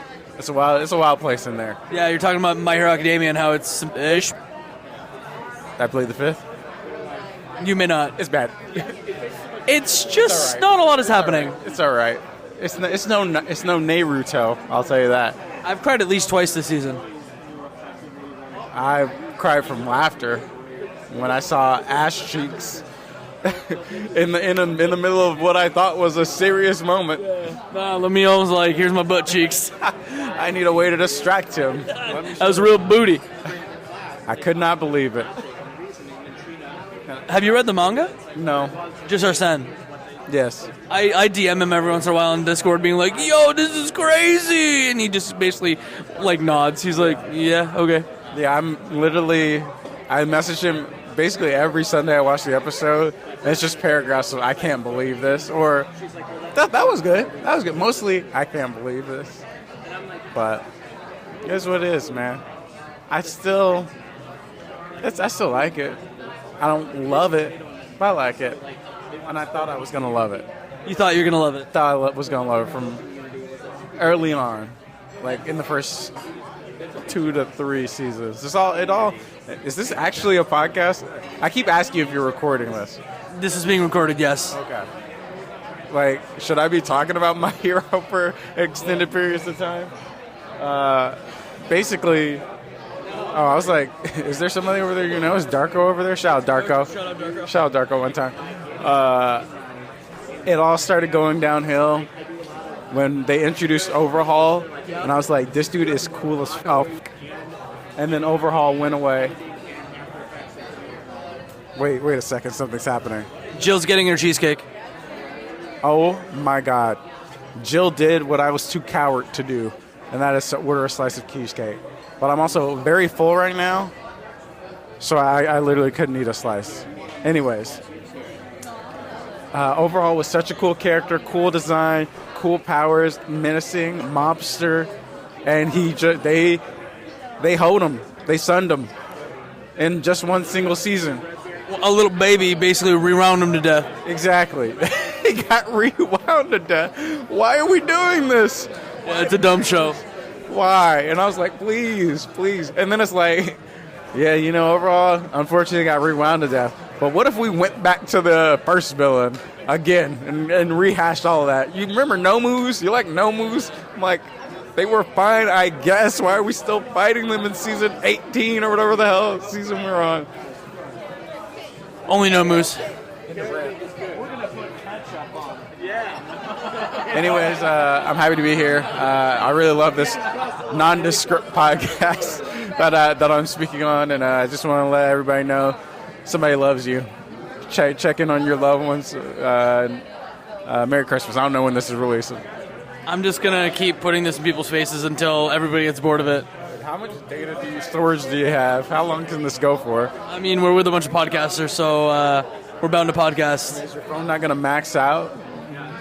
Nah. I mean, where's this even being stored? Is your phone recording? I don't understand. Yeah, my phone's recording. You didn't give us any context of what's happening. Don't need context. You're right. Oh, I see. Okay, now I'm seeing the lines. I swear, it says 10 minutes. I thought I just talked for 10 minutes alone, so I don't know how that's possible. Something weird's going on there. Yeah, you were talking about Overhaul's booty ass for at least 7 minutes of those. Shout out to booty ass, man. Shout out to booty ass.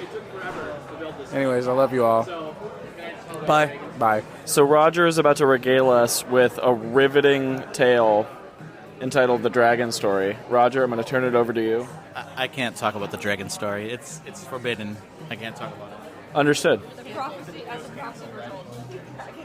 It was canceled. It really was. So, I'm eating. Yeah, we're still mic'd. I just keep handing it to people and seeing if they'll talk into it. Oh yeah, cheesecake. Just so the audience knows, in case it's not picking up, everyone in the bar started chanting cheesecake. They're standing up and applauding. It's wild. What if you took the mic to other tables and just handed them the mic just to see what they would do? Come on, Roger, I want to see this. Wait, who do we know? Do we know anyone? I'm not seeing any familiar. Yeah. Who, by the way, means Draco. Darko, like Draco, like dragon. Full circle content. It's a conspiracy. All right, I think that's the end of this impromptu podcast. Give the mic to Draco. Give the mic to Draco. Would you like me to talk to random people? I can talk to random people. Where is Hot Dog Guy? Should I go ask people if they know Hot Dog Guy? Did you know Hot Dog Guy? Podcast, but outside, and they just do their podcast in random locations. Oh, okay. Should I be talking about this? So anyway, a podcast but outside. Like recently, they did an episode at Outside Lands. Like they're just like on the premises of Outside Lands, and then they ask interview questions to people that are there, and it's kind of brilliant. I wish I had come up with, because it's a really good idea. Jack Quaid is a friend of theirs. They're very funny. I digress. It's fine. Like, it's not stellar, because they're outside, but, like, you get a random passerby that tells, like, the coolest story you've ever heard. You know, it's like, you ever listen to, like, the Moth podcast or, like, NPR kind of story hour type thing? It's like that, but, like, unsolicited. Like, you're just, like, random passerby walks up and tells this, like, life-changing story that they experienced, and it's just, like, it's really cool. Claire gave me a very good suggestion that I think I have to do now. She said I should do podcasts but outside, but make it quiz questions about Canada. Oh, you think I should do that right now? Oh, and just ask people Canadian questions? And be like, what is the capital of Canada? Hey, do you know what the capital of Canada is? Edmonton. It's not Edmonton. Is it Saskatchewan? Are you filming off me for real? Give me a second chance. Was that for real or no? It was for real. I don't even know where Saskatchewan is. It's not Toronto. I'm not entirely sure that's in Canada. Is it? Saskatchewan? Yeah. That's a province. It's not Newfoundland. That's like a state, right? That's not Newfoundland is. It's Ontario. No, that's a province. What are we trying to name? Winnipeg? In Ontario. You've now named a couple of provincial capitals. The capital of Ontario, the capital of Manitoba. Washington, D.C. Get out of here. Yeah. No. Can I ask you a question, Canadian man? Can I call you Canadian man? All right. Why did Canada start as a country? Do you know that answer? Why? What? Wait, what? Because of what? Because of beavers? Did you say because of what did you? Oh.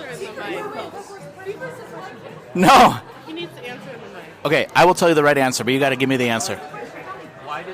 Why did Canada start as a country? I think it's because we had a bunch of beaver pelts to sell and taxation. I don't know. Tell me about my country. The reason that Canada formed as a country is because they were afraid of the U.S. expansion, and they didn't want their land being taken away from them. So therefore, they formed a country. I'm a history major. Thank you very much. I'm not gonna tell you the capital. No, you can't Google it. You have to keep saying cities. Luke? No, you may not. Okay. Okay, Jill and I are on the same wavelength. I was going to turn it around on this Canada boy because he has been quizzing us for far too long. I just said Sacramento and it's right. New York. No. Yeah, Washington State's good. Spokane? Oh no, and it's Spokane. Is it Spokane? Is it Spokane? It's not Spokane. It's Olympia. Oh, it's Olympia. Okay. I'm going to give you a list of Washington words. Oh no. See if you can pronounce. I now have to pronounce Washington words. Wow, you really turned the tables on me here, huh? You still don't know what the capital of Canada is. It's fine. Vancouver. No, that's the That's the capital of British Columbia. Another provincial capital. Yeah. No, you can't. Don't say it out loud. You can, but now you can't say it out loud. That's a restaurant chain. Someone said Tim Hortons. I don't have any more locations. Booty. Name more Canadian cities. Edmonton is the capital of Alberta.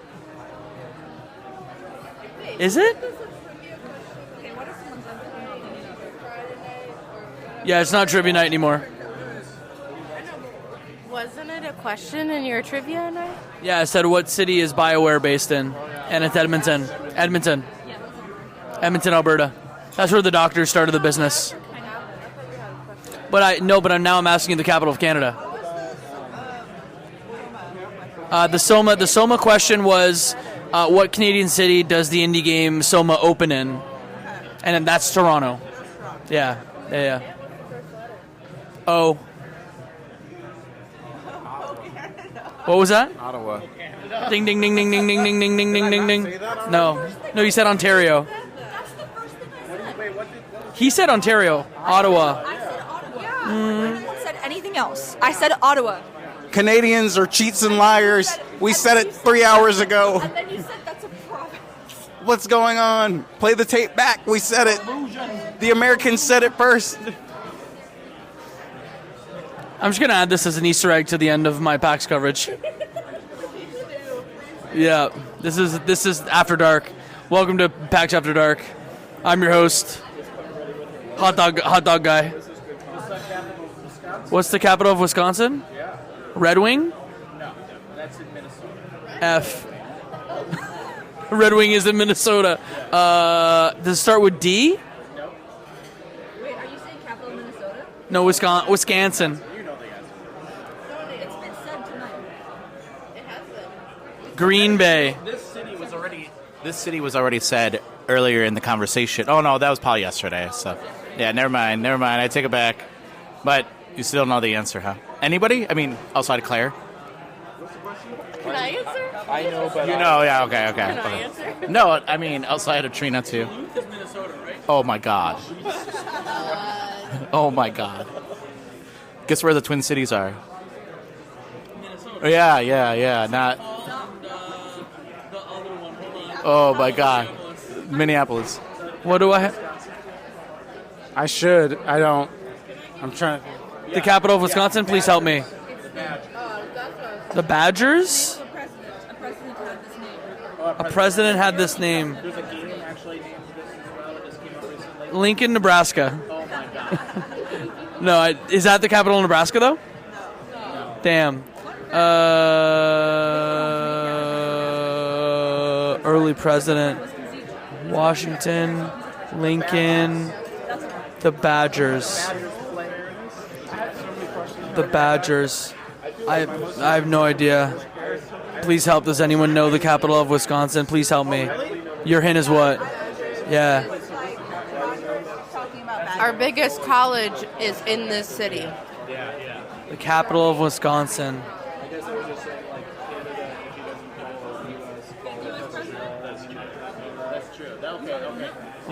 Roosevelt? Wisconsin? The University of Wisconsin is like the main city. Is that a real school?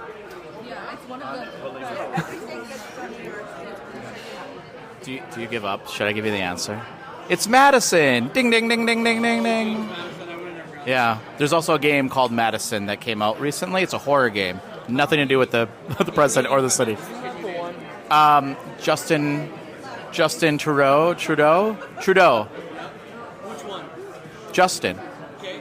There's another one. Oh, his father. Carrie Elliott. Oh, okay. I didn't know that either. I don't. Yeah, that's hard. I can't. The Queen of England, Queen Elizabeth, is one of the prime minister.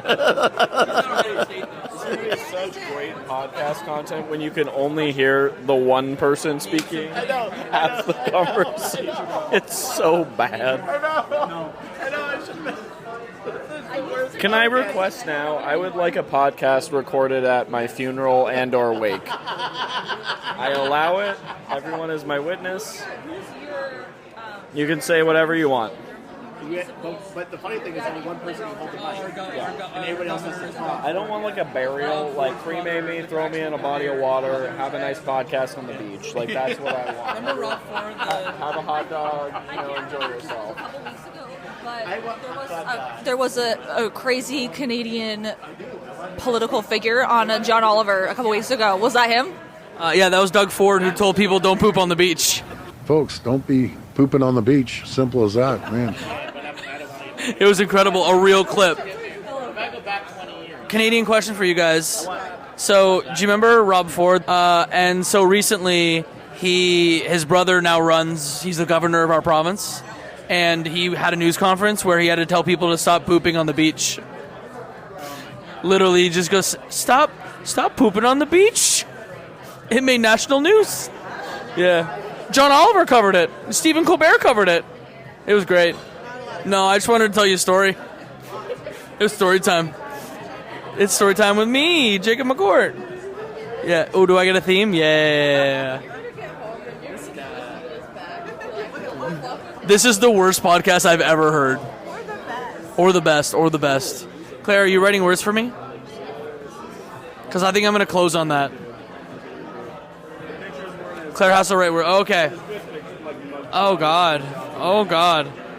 So, can you explain what you've done for me here? So I have written down the name of locations in Washington that come from Native American words. So have fun trying to figure out how we pronounce those. And then we'll make fun of you. Issaquah. Nope. Not too far off though. Okay. No, try again.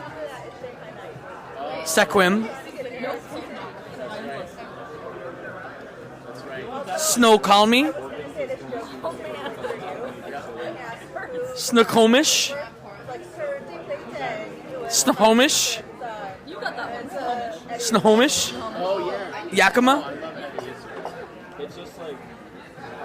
Quinault. Yeah, you did say Spokane earlier, though, so that has. Yeah, Juan de Fuca. They gave me a bunch of Washington words that are originally indigenous words. Issaquah, Sequim, Sequim, Sequim, Sequim, Sequim, Sequim. This is not one that I think you can sound out. If you know what's going on. Sequins. Snoqualmie. Snoqualmie. Snohomish. Snohomish. Issaquah. Yakima. Quinault. Quinault. Juan de Fuca. Juan de Fuca. Juan de Fuca? Squim. Squim. Squim was my idea. Squim. Wasn't that the name of that indie game that came out a couple months back? Squim good. I squim good.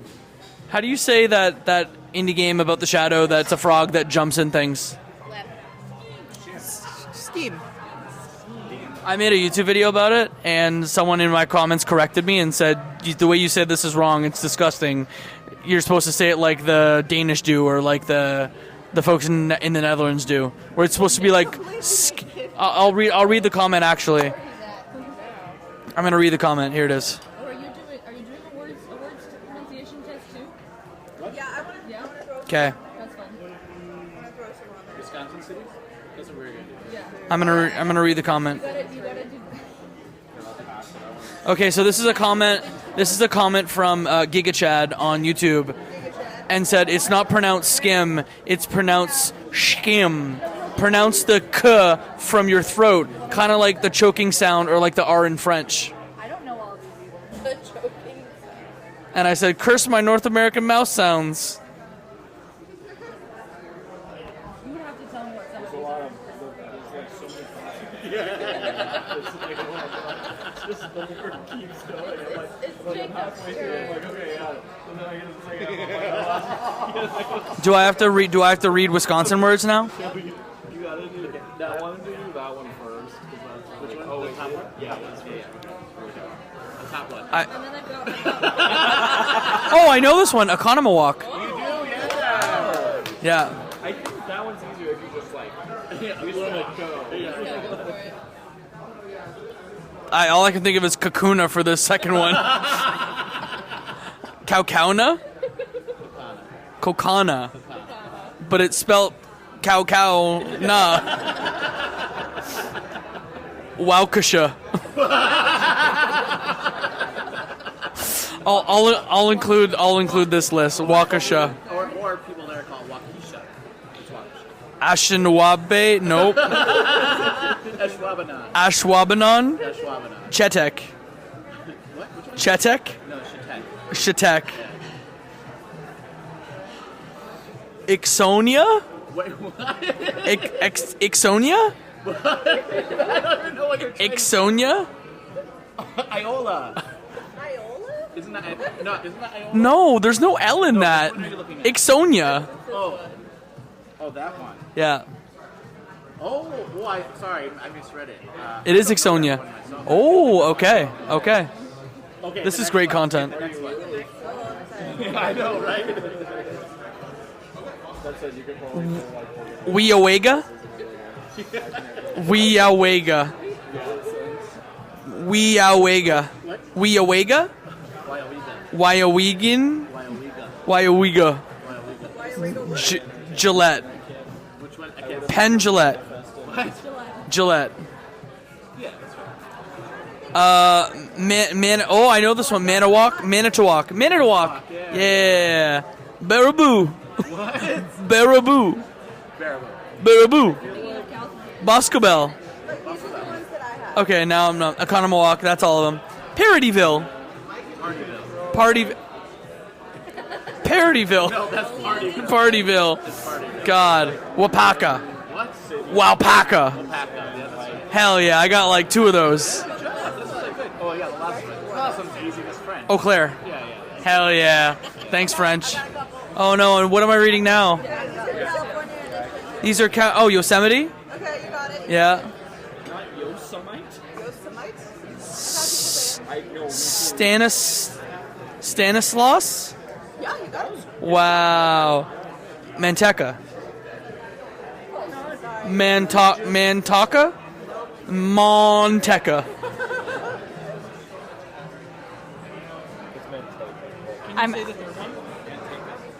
Is it Manteca? I've been saying Manteca. Woo. Okay.